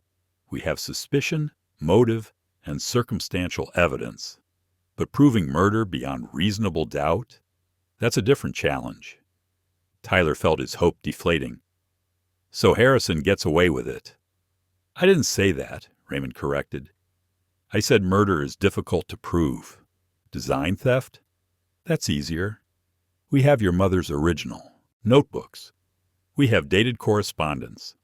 We have the Nighthawk prototype using her exact designs. We have Ramirez Performance's sudden pivot in March 2017 after receiving her work. We have their refusal to credit or compensate her. That's a strong case for intellectual property theft. But theft of what? Tyler asked. She didn't have patents, didn't have copyrights. She was just a designer working from her garage. Lisa Park smiled. Common misconception. You don't need patents to claim ownership of intellectual property. Original creative work is protected the moment it's created. Your mother's notebooks, her dated designs, her correspondence showing she developed these concepts before Ramirez's performance, that establishes her as the original creator. Harrison using her work without permission or compensation is theft, patent, or no patent. Raymond nodded. We're going to pursue this on multiple fronts. Civil lawsuit for design theft and unjust enrichment. Criminal charges for corporate fraud. And we're petitioning to reopen Emma Bennett's death investigation as a suspicious death. What does that mean for Harrison? Tyler asked. It means he's going to spend the next year fighting legal battles on 3 fronts, Raymond said. It means his company's reputation is destroyed. It means the industry is going to scrutinize every innovation Ramirez Performance has ever claimed. And it means Emma Bennett's name is going to be in every headline, every article, every discussion about motorcycle engineering for the foreseeable future. He looked at Tyler. Your mother wanted recognition. She wanted the truth known. This investigation, win or lose, it's going to accomplish that. Tyler felt tears threatening. He blinked them back. When do we start? We already have, Detective Martinez said. search warrants for Ramirez Performance's offices, subpoenas for their financial records, engineering files, internal communications. We're building a timeline of everything they did after receiving your mother's designs, every prototype they built, every patent they filed, every product they released. If Harrison Ramirez stole from Emma Bennett once, odds are he stole from others too. The media response was overwhelming. Within a week, Tyler's story was everywhere. National news, industry publications, engineering journals, social media campaigns demanding justice for Emma Bennett. Reporters camped outside Bennett's auto works. Tyler gave interviews carefully, always focused on his mother's work, her genius, her innovations that had changed the motorcycle industry, why she remained unknown. Harrison Ramirez's lawyers fought back. Press releases claiming Tyler was a troubled young man exploiting his mother's death for attention. Claims that Emma's designs were amateur sketches, not professional engineering. Insinuations that Tyler had fabricated evidence. But the engineering community rallied around Emma. Designers who'd worked with her, came forward, testified that she'd been brilliant, that she'd shown them innovations years ahead of their time, that she'd been exploited by companies who took her ideas and gave nothing in return. A retired engineer from Davidson Motors admitted they'd used Emma's cooling system design in their 2015 sport bike, offered a formal apology and retroactive payment to Tyler as Emma's heir. Velocity Motorcycles issued a statement acknowledging Emma's contribution to their 2016 touring bike design, announced they were establishing a scholarship fund in her name for self-taught designers. The Motorcycle Hall of Fame announced they were inducting Emma Bennett posthumously, recognizing her revolutionary contributions to thermal management and engine cooling systems. Tyler stood in his mother's workshop, the converted garage behind their house, where she'd spent countless hours designing, calculating, innovating. Her tools still hung on the walls. Her workbench still held half-finished projects. David found him there. The press wants another interview. Engineering Weekly. They want to do a feature on Emma's life. I'll do it, Tyler said. As many as they want, until everyone knows who Emma Bennett was. David picked up one of Emma's wrenches. She'd be so proud of you, not just for fighting, for how you fought, with truth, with evidence, with patience. She always said the best way to defeat powerful people isn't through violence or anger. It's through being undeniably right. I learned from her, Tyler said. Everything I know about justice, about standing up to people who think they're untouchable. She taught me that. His phone buzzed. Detective Martinez. Tyler, we found something. Can you come to the station? He arrived 30 minutes later. The task force was assembled in the conference room. They looked excited. Raymond Chen spoke first. We executed the search warrant on Ramirez Performance's offices. Found internal communications from March 2017. Emails between Harrison and his engineering director. He pulled up a document on the screen. An email dated March 18, 2017. From Harrison Ramirez to Michael Foster, engineering director. Subject, new cooling system approach. Michael, I met with a designer who showed me revolutionary cooling system concepts. Intercooler placement between cylinders 2 and 3. Radical departure from our current approach, but potentially game-changing. I'm sending you her design specifications. Analyze feasibility and get me a prototype timeline. This could be what we need to leapfrog the competition. Do not reference the source designer in any documentation. I want this presented as internal R&D. Tyler read it 3 times. He admits it. He admits taking her designs and hiding the source. It gets better, Lisa Park said. She pulled up another email, dated March 25, 2017. From Michael Foster. To Harrison Ramirez. Subject: Re-New Cooling System Approach. Harrison, this design is brilliant. Whoever created it understands thermodynamics better than anyone on our team. But there's a problem. The intercooler pressure differential will create uneven heating in cylinder 3. Long term, this will cause catastrophic engine failure. The designer noted this issue and included a valve system to balance pressure. Should we implement that as well? Response from Harrison, same day. No, the valve system is too complex. It will increase production costs by 15%. Our engineers can figure out a simpler solution once we have the prototype running. Tyler's hands were shaking. That's why the Nighthawk has the grinding problem. He used Mom's design, but ignored her fix because it was too expensive, and his engineers couldn't figure out a better solution because they didn't understand her work. Raymond smiled grimly. This is exactly what we needed. Documented admission that Harrison took Emma's designs. Documented decision to hide the source. Documented knowledge that the E. Malmerdis design had a flaw that Emma had already solved. This is intellectual property theft, corporate fraud, and willful negligence. Detective Martinez pulled up another document. And here's where it gets interesting for the murder investigation. We found correspondence between Harrison and Marcus Webb, text messages from 2 weeks before Emma's death. She showed them the screen. Harrison: need a consultation on a sensitive matter. Vehicle reliability issue. Marcus Webb: what kind of vehicle? Harrison: motorcycle. Need to understand how brake systems can fail in ways that look natural. Marcus: that's a very specific request. Harrison: it's for insurance purposes, research. Marcus: of course. $75,000 for a detailed consultation. Harrison: done. The room went silent. Frank Morrison spoke quietly. That's not proof of murder, but it's damn close. Harrison asking a known fraud specialist about making brake failures look natural. 2 weeks before Emma, Bennett dies in a brake failure accident? That's beyond suspicious. Can we use this? Tyler asked.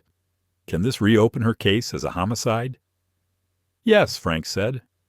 This is sufficient cause to reclassify Emma Bennett's death as suspicious and launch a full homicide investigation. We'll re-examine the accident scene, review the original investigation for missed evidence, interview everyone involved. Raymond leaned back. Here's what we have now: documented design theft, corporate fraud, communication with a fraud specialist about brake failures shortly before Emma's death, payment to that specialist immediately after her death, Harrison's motive: Emma threatened to expose his theft, Harrison's opportunity: Marcus Webb's expertise in staged vehicle failures, and Harrison's demonstrated pattern of dishonesty and willingness to hide the truth. He looked at Tyler. This is a strong case, not guaranteed. Harrison has resources to fight this for years. But strong, very strong. Tyler felt something breaking open in his chest. 8 years of investigation. 8 years of gathering evidence. 8 years of refusing to let his mother be forgotten. It was working. What happens now? He asked. Now, Raymond said, we take this to a grand jury. Seek indictments for intellectual property theft, corporate fraud, and conspiracy to commit murder. We present the evidence: Emma's notebooks, Harrison's emails, the financial records, the Marcus Webb communications. We show the grand jury that Harrison Ramirez built an empire on stolen work and potentially killed to protect it. Detective Martinez added, and we keep investigating every communication, every financial transaction, every connection between Harrison and Marcus Webb. If there's more evidence, we'll find it. Tyler looked at his mother's notebook spread across the table, at the proof of her genius, at the documentation of Harrison's theft. She knew, he said quietly. Mom knew powerful people would try to steal from her. That's why she documented everything. That's why she kept records, made copies, protected her work. She knew that someday this evidence would matter. David, who'd been silent throughout the briefing, finally spoke. Emma used to say that truth is patient, that lies require constant maintenance, but truth just waits. Eventually, lies collapse under their own weight. Eventually, truth emerges. He looked at his son. She was right. If you were Tyler, having just uncovered proof that a billionaire stole your mother's life's work and possibly murdered her to cover it up, how would you feel? Vindicated? Angry? Terrified of what comes next? Drop your thoughts below. This story is far from over. Raymond began organizing the documents. Tyler, I need you to prepare for what comes next. Grand jury testimony, possible trial testimony, media scrutiny. Harrison's lawyers are going to attack you. They're going to claim you're mentally unstable, that you fabricated evidence, that you're motivated by greed or revenge. You need to be ready for that. I'm ready, Tyler said. I've been ready for 8 years. Good. Raymond handed him a card. This is your victim advocate coordinator. She'll help you navigate the legal process, prepare for testimony, handle media requests. Use her. This is going to be intense. Tyler took the card. Victim advocate. He'd never thought of himself as a victim, just as someone fighting for truth. But his mother had been a victim, victimized by an industry that exploited self-taught designers, victimized by a billionaire who stole her innovations, possibly victimized by murder designed to look like an accident. Emma Bennett deserved justice, and Tyler was going to make sure she got it. The grand jury convened 6 weeks after Harrison Ramirez's arrest. Tyler testified for 4 hours, walked them through his mother's notebooks, explained the timeline of her designs, showed them the correspondence with Harrison, displayed the emails proving deliberate theft and concealment, presented the Marcus Webb communications about brake failures. The grand jury deliberated for 2 days. On November 3rd, they returned indictments. Harrison Ramirez, intellectual property theft, corporate fraud, conspiracy to commit murder, attempted bribery of a witness. Ramirez performance engineering, corporate fraud, unjust enrichment, 3 senior engineers at Ramirez Performance, conspiracy to commit fraud, falsifying patent applications. The motorcycle industry exploded. Major manufacturers distanced themselves from Harrison. Dealerships removed Ramirez bikes from their showrooms. Industry publications ran exposés on design theft and the exploitation of self-taught innovators. Harrison's lawyers fought viciously, filed motion after motion, claimed the evidence was circumstantial, argued that Emma's designs were too similar to existing concepts to be considered original, insisted that the Marcus Webb payment was for legitimate consulting services. But Raymond Chen was patient, methodical. He built his case, piece by piece. The civil trial began in March 2026. Tyler sat in the courtroom every day, watching lawyers argue over his mother's legacy, watching Harrison Ramirez sit at the defense table, looking calm and confident, like he couldn't imagine actually losing. The prosecution called expert witnesses, engineers who analyzed Emma's notebooks and confirmed they represented revolutionary innovations, patent specialists who testified that her designs were original and unprecedented, financial analysts who traced how Ramirez Performance's valuation had skyrocketed after releasing products based on Emma's work. The defense fought back, called their own experts who claimed Emma's designs were impractical, that Ramirez Performance's engineers had independently developed similar concepts, that convergent innovation was common in competitive industries.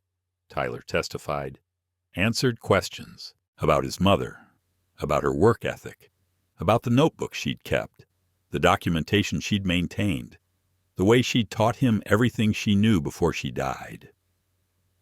Harrison's lawyer cross-examined him aggressively. Mr. Bennett, isn't it true That you have a financial incentive to make these accusations? That if the jury finds in your favor, you stand to inherit potentially millions in damages? I don't care about the money, Tyler said. I care about the truth. I care about people knowing my mother was a genius who got exploited by an industry that values credentials over talent.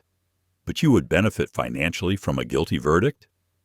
My mother would have benefited from being alive, from being credited for her work, from building partnerships instead of being stolen from.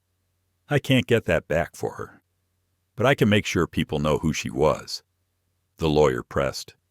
You were only 9 years old when your mother allegedly first made contact with Mr. Ramirez. Well, can you claim to remember the specifics of their interactions? I don't claim to remember specifics. I have her documentation, her letters, her emails, her dated notebook entries. The evidence speaks for itself. Evidence that could have been altered, fabricated, created to support a narrative you've been building for 8 years. Raymond Chen objected. Speculation. The defense has provided no proof that any evidence was altered or fabricated.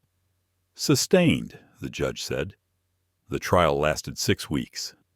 Testimony from 37 witnesses, hundreds of exhibits, expert analysis of Emma's designs compared to the Nighthawk prototype. The jury deliberated for 4 days. Tyler sat in the courtroom, hands clasped, barely breathing. David sat beside him. Miguel, Carlos, and Jerome filled the row behind them, supporters who'd believed in Emma Bennett's genius. The jury filed back in. The forewoman stood. On the charge of intellectual property theft, we find the defendant, Harrison Ramirez, guilty. Tyler's vision blurred. On the charge of corporate fraud, we find the defendant guilty. David gripped his hand. On the charge of unjust enrichment, we find the defendant and Ramirez Performance Engineering guilty. The courtroom erupted. The judge called for order. Harrison's face had gone white. His lawyers immediately began preparing appeals. The judge addressed the jury. Do you have a recommendation for damages? The forewoman nodded. We award the estate of Emma Bennett $12 million in actual damages for lost income and licensing fees. We award punitive damages of $38 million against Harrison Ramirez and Ramirez Performance Engineering for willful and deliberate theft. $50 million. Tyler couldn't process it, couldn't understand how numbers could represent his mother's stolen legacy. But then he realized it wasn't about the money. It was about acknowledgement. The jury saying, Emma Bennett created something extraordinary. Harrison Ramirez stole it. That theft caused measurable, massive harm. The criminal trial began 2 months later. Conspiracy to commit murder. This was the charge that mattered most to Tyler. This was justice for his mother's death. Frank Morrison had spent months building the case, reconstructing the timeline, interviewing everyone who'd known Emma in her final weeks, analyzing the break failure with modern forensic techniques. The prosecution's case was strong but circumstantial. Harrison's motive: Emma threatened to expose his theft. Harrison's opportunity: Marcus Webb's expertise in staged vehicle failures. Harrison's actions: meeting with Webb, discussing brake failures, paying $75,000. All in the 2 weeks before Emma's death. But circumstantial isn't certainty. The defense hammered this point. No physical evidence, no witnesses to actual sabotage, no confession from Marcus Webb, who was conveniently dead. Just suspicious, timing, and a payment that could be explained as legitimate consulting. The prosecution called Tyler to the stand. He testified about his mother's final weeks, how she'd been excited about finally exposing Harrison's theft, how she'd told Tyler she was afraid but determined, how she'd made him promise to keep her notebook safe, to keep fighting if anything happened to her. Did she say she thought Mr. Ramirez was dangerous? Raymond asked. She said powerful people don't like being challenged. She said men like Harrison Ramirez are used to getting their way. And when someone threatens that, they don't just give up. Did she specifically fear for her safety? Tyler swallowed hard. 3 days before she died, she told me that if anything happened to her, if she had an accident or got sick suddenly, I should assume it wasn't an accident. She said to keep the notebook safe and make sure the truth came out. The defense objected. Hearsay. The witness is recounting alleged statements from someone who cannot be cross-examined. These are dying declarations, Raymond argued. Statements made by someone who believed death was imminent. They're admissible under exception to the hearsay rule. The judge considered. I'll allow it. But the jury will be instructed that these are the witness's recollections, not verified facts. The defense cross-examined Tyler mercilessly. Mr. Bennett, you were 9 years old when your mother died. Children that age often misremember or misunderstand adult conversations. Are you certain she said these things? I'm certain. You've spent 8 years building a case against Mr. Ramirez. 8 years convinced he murdered your mother. Isn't it possible you've reinterpreted your memories to fit that narrative? I didn't reinterpret anything. I have my mother's words in my memory. I have her warning. I have her fear. And I have her death 2 days later in a brake failure that should have been impossible. Should have been impossible or was statistically unlikely. Both. The defense brought their own experts. Accident reconstruction specialists who testified that brake line corrosion could occur rapidly under certain conditions. Engineers who explained that coincidences happen, that similar accidents occur to people who aren't murder targets. The trial became a battle of interpretations. The prosecution saying, this was murder disguised as an accident. The defense saying, this was a tragic accident given sinister meaning by a grieving son. Tyler watched the jury, tried to read their faces, couldn't tell what they believed. The turning point came in week 3. Raymond called a surprise witness, a woman named Jennifer Hayes, former bookkeeper at Marcus Webb's contracting business. Ms. Hayes, did you work for Marcus Webb in 2017? Yes, I handled his financial records and invoicing. Do you remember the $75,000 payment from Harrison Ramirez in April 2017? I do. Did you see any invoice or work order associated with that payment? No. Mr. Webb told me to process it as consulting services, but there was no documentation, no contract, no scope of work, no deliverables. In your 3 years working for Mr. Webb, was that unusual? Jennifer hesitated. It happened sometimes, usually when the work was questionable, when Mr. Webb didn't want a paper trail. The defense objected. Speculation about the defendant's motives. Sustained. The witness will stick to facts she personally observed. Raymond continued. Did Mr. Webb keep separate records, files you didn't have access to? Yes. He had a locked filing cabinet. Called it his insurance files. Said if anything ever happened to him, those files would protect him. Tyler leaned forward. What happened to those files after Mr. Webb died? His estate was administered by his sister. She cleared out his office. I don't know what happened to the filing cabinet. Raymond turned to the judge. Your Honor, we request a continuance to locate and subpoena those files. Harrison's lawyer stood immediately. Objection. This is a fishing expedition. The defense has had months to discover evidence. They can't halt trial because of speculative files that may not even exist. The judge considered. I'll allow 1 week. Mr. Chen, if you can locate these files and establish their relevance, we'll reconvene. Otherwise, trial continues without them. The search was frantic. Frank Morrison tracked down Marcus Webb's sister. She'd moved to Florida after settling his estate. Didn't remember any filing cabinet, but she remembered a storage unit. Marcus had rented a unit near his office. She'd paid to keep it active after his death, assuming it contained tools and equipment she might sell eventually. Frank flew to Florida, opened the storage unit, found the filing cabinet. Inside, 15 years of Marcus Webb's insurance files. Documentation of every questionable job he'd ever done. Names, dates, payments, methods. And on April 12, 2017, a file labeled Ramirez Motorcycle Brake Consultation. Inside the file, detailed notes on Emma Bennett, her make and model of motorcycle, her typical routes, her maintenance schedule, and a technical specification for weakening brake lines in a way that would appear as natural corrosion. Dated April 14, 2017, 2 days before Emma's fatal accident. Tyler was in the courthouse hallway when Raymond called with the news. We found it, Webb's files, documentation of the sabotage plan. Harrison ordered it. Webb executed it. We have proof.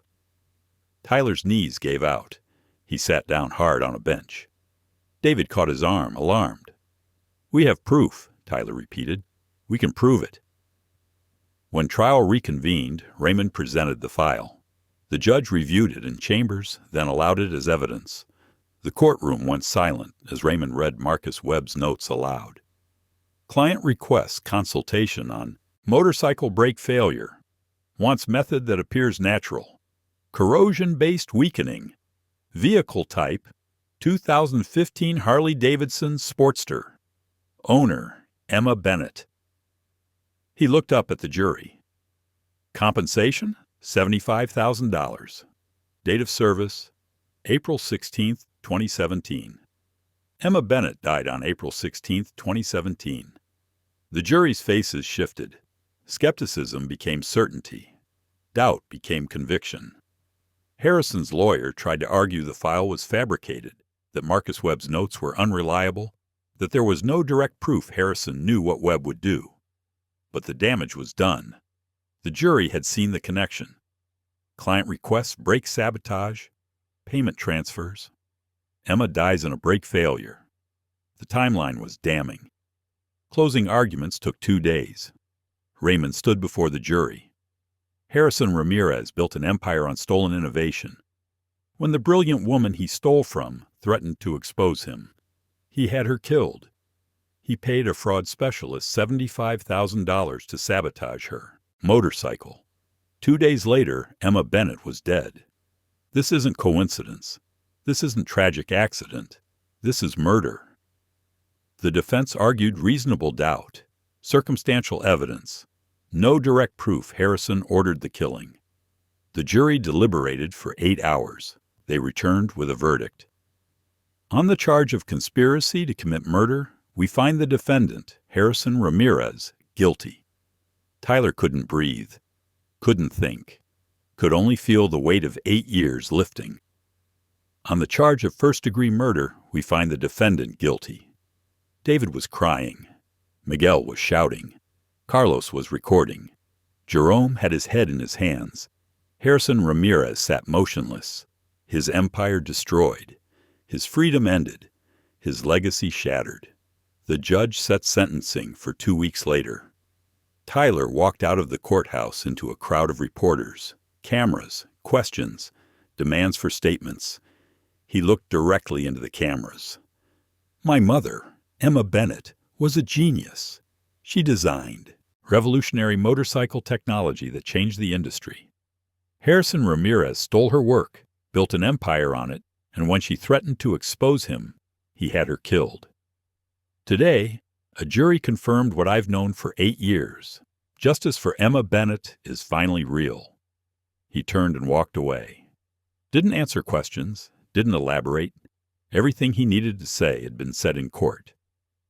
Harrison Ramirez's sentencing hearing took place on a cold Memphis morning in late November 2026.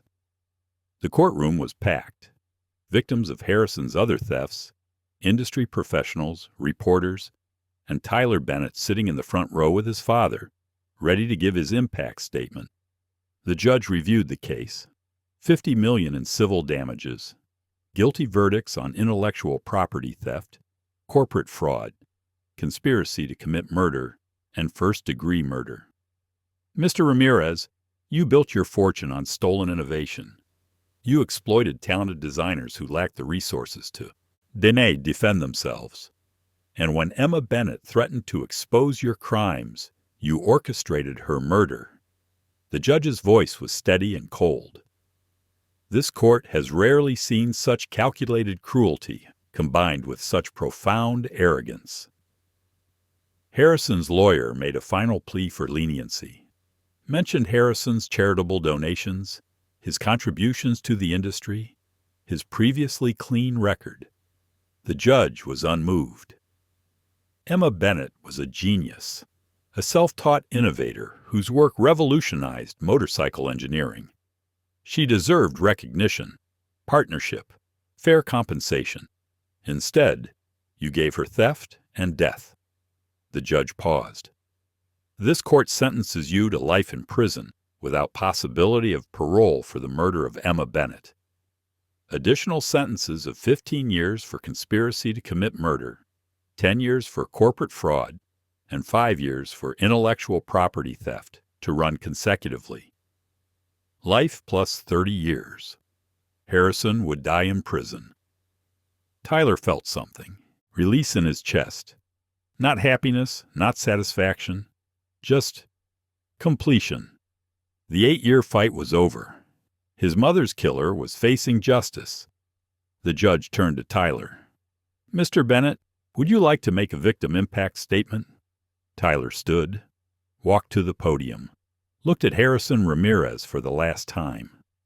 My mother taught me that innovation requires courage, that creating something new means risking theft from people who have more power than you.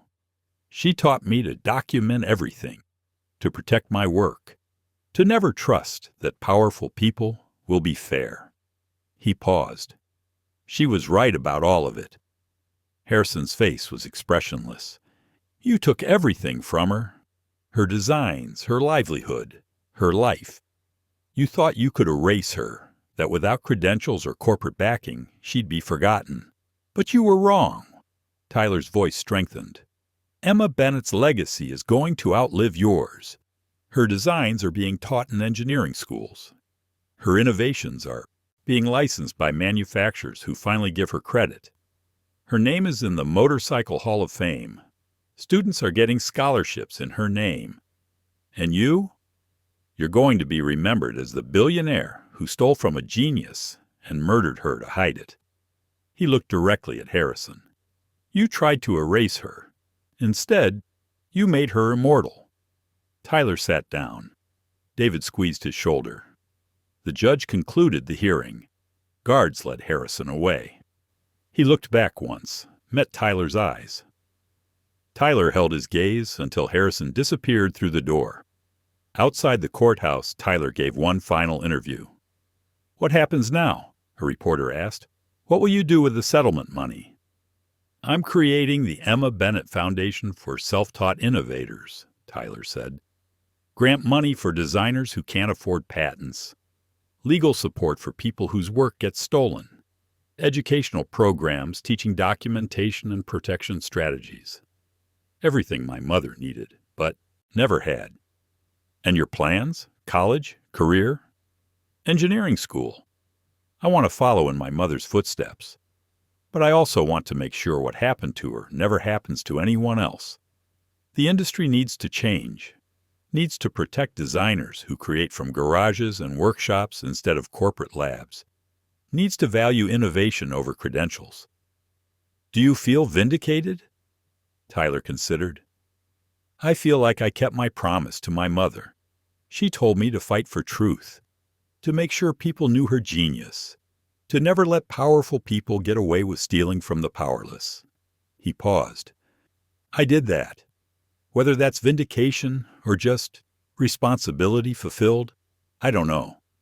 But I know she would be proud. The industry transformation was swift and comprehensive. Major manufacturers announced new policies, fair compensation for external designers, transparent crediting systems, independent review boards for innovation sourcing.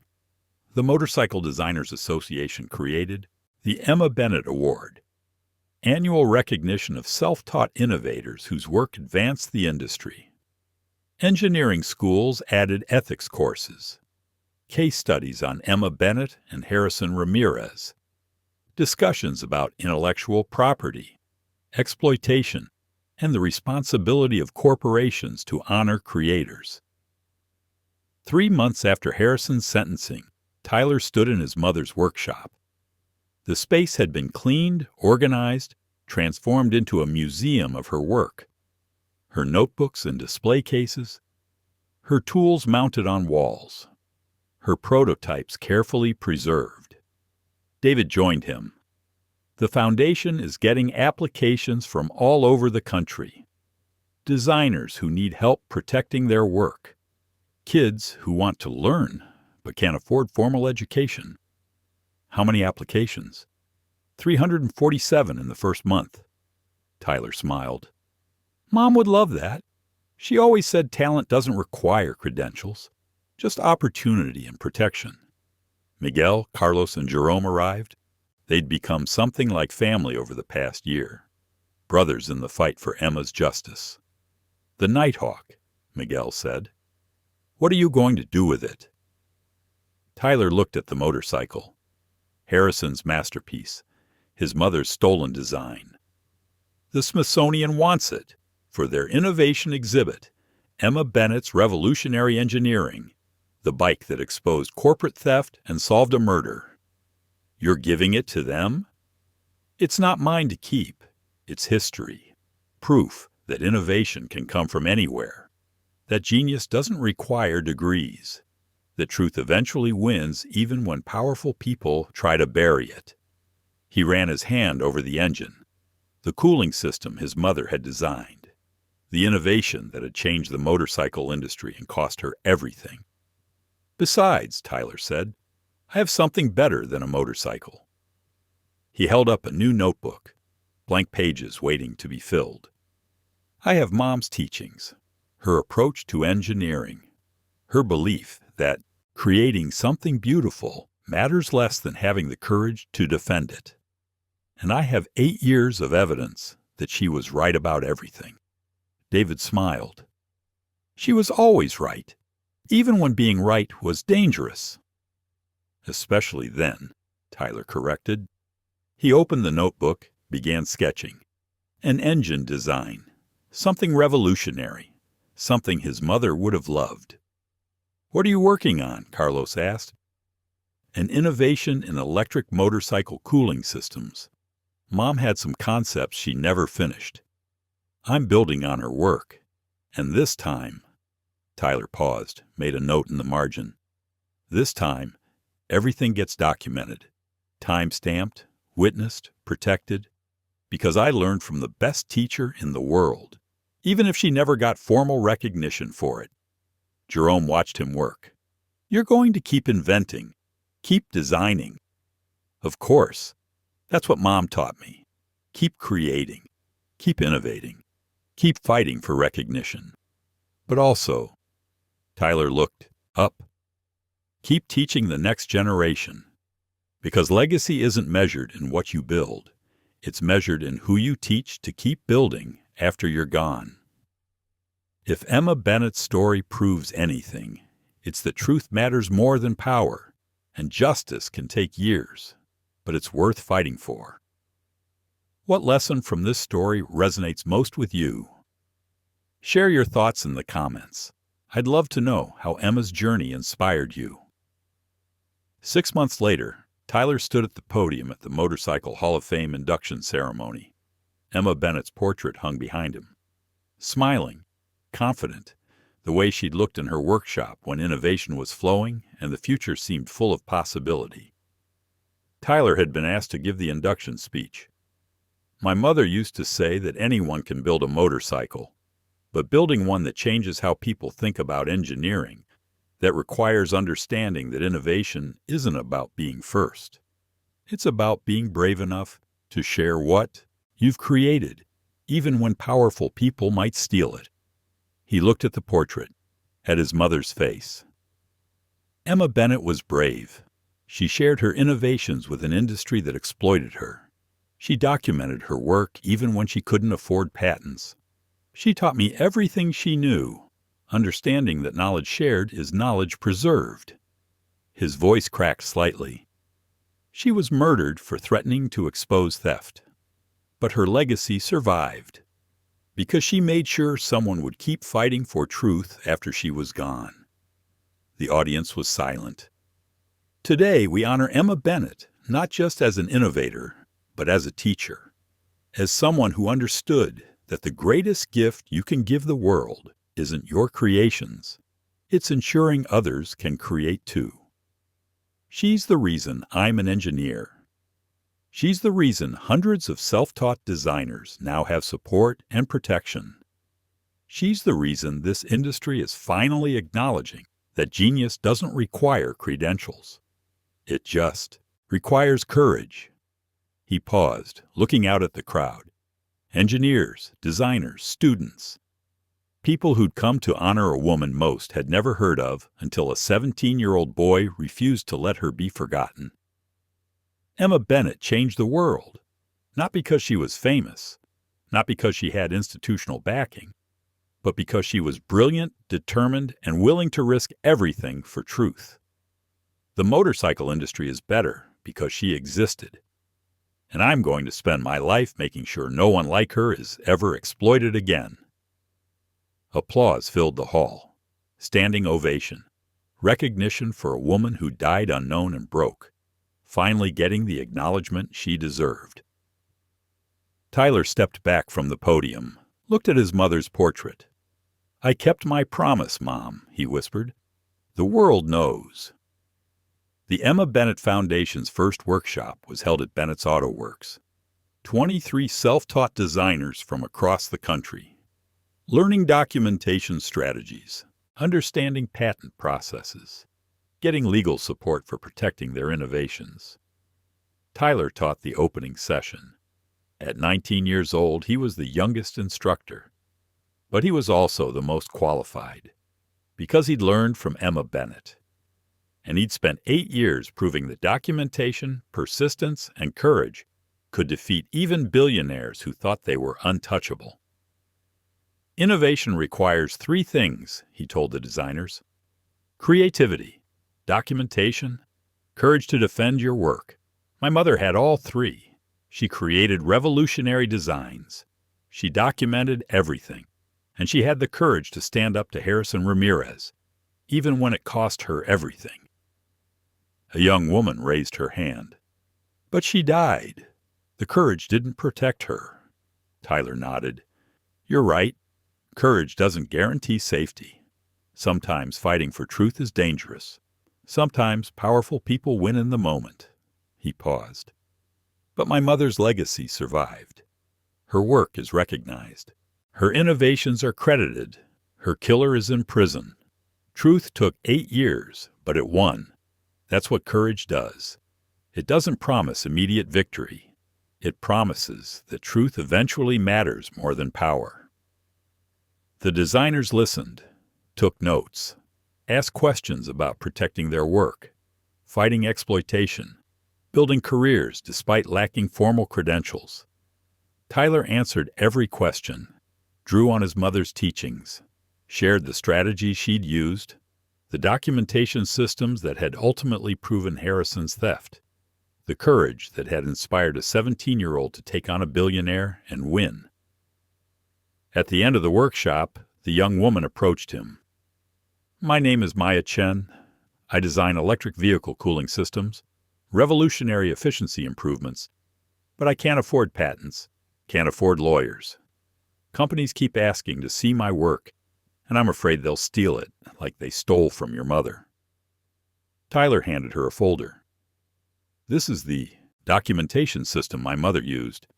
Time-stamped notebooks, witness signatures, cloud backups, correspondence tracking. Everything you need to prove your work is yours." He paused. "And this?" He handed her a business card. "This is the Foundation's legal team. If anyone tries to steal from you, We'll fight for you, free of charge, because that's what my mother would have wanted." Maya's eyes filled with tears. "Thank you. Don't thank me. Create, innovate, document, and when you succeed, teach someone else. That's how we build a legacy that survives us."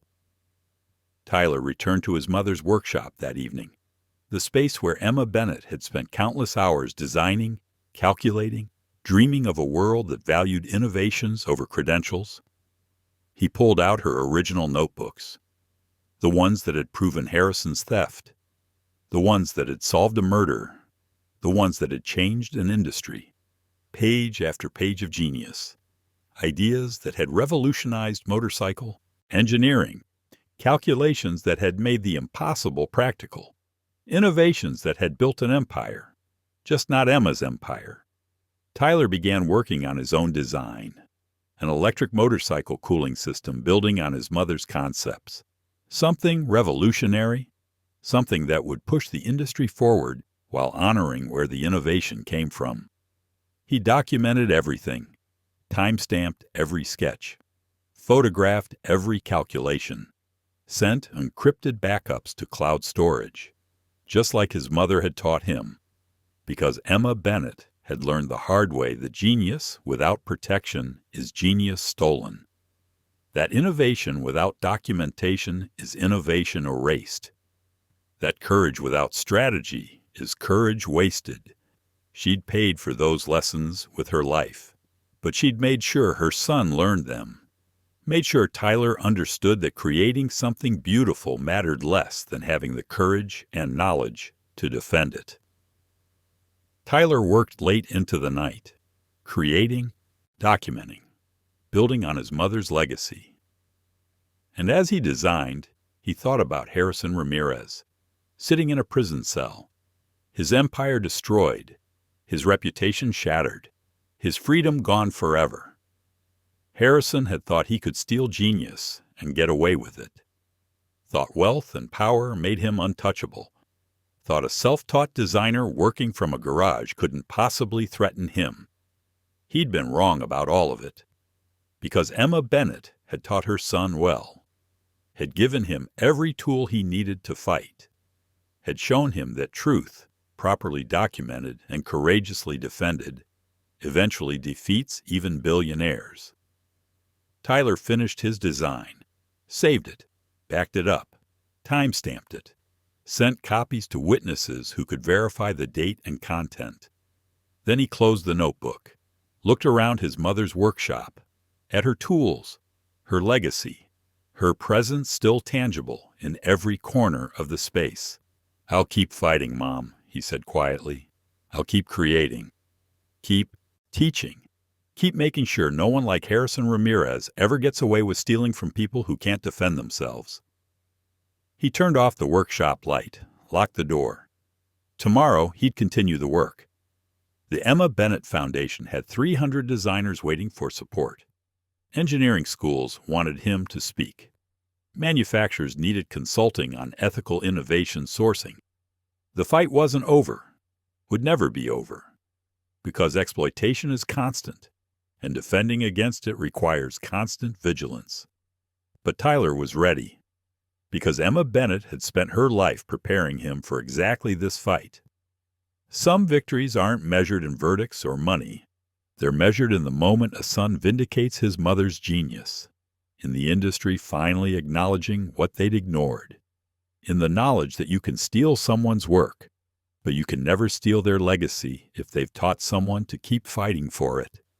Emma Bennett had taught her son well, and Tyler had proven that some legacies are too powerful to erase, even when billionaires try, even when murder is involved, even when the fight takes 8 years and costs everything.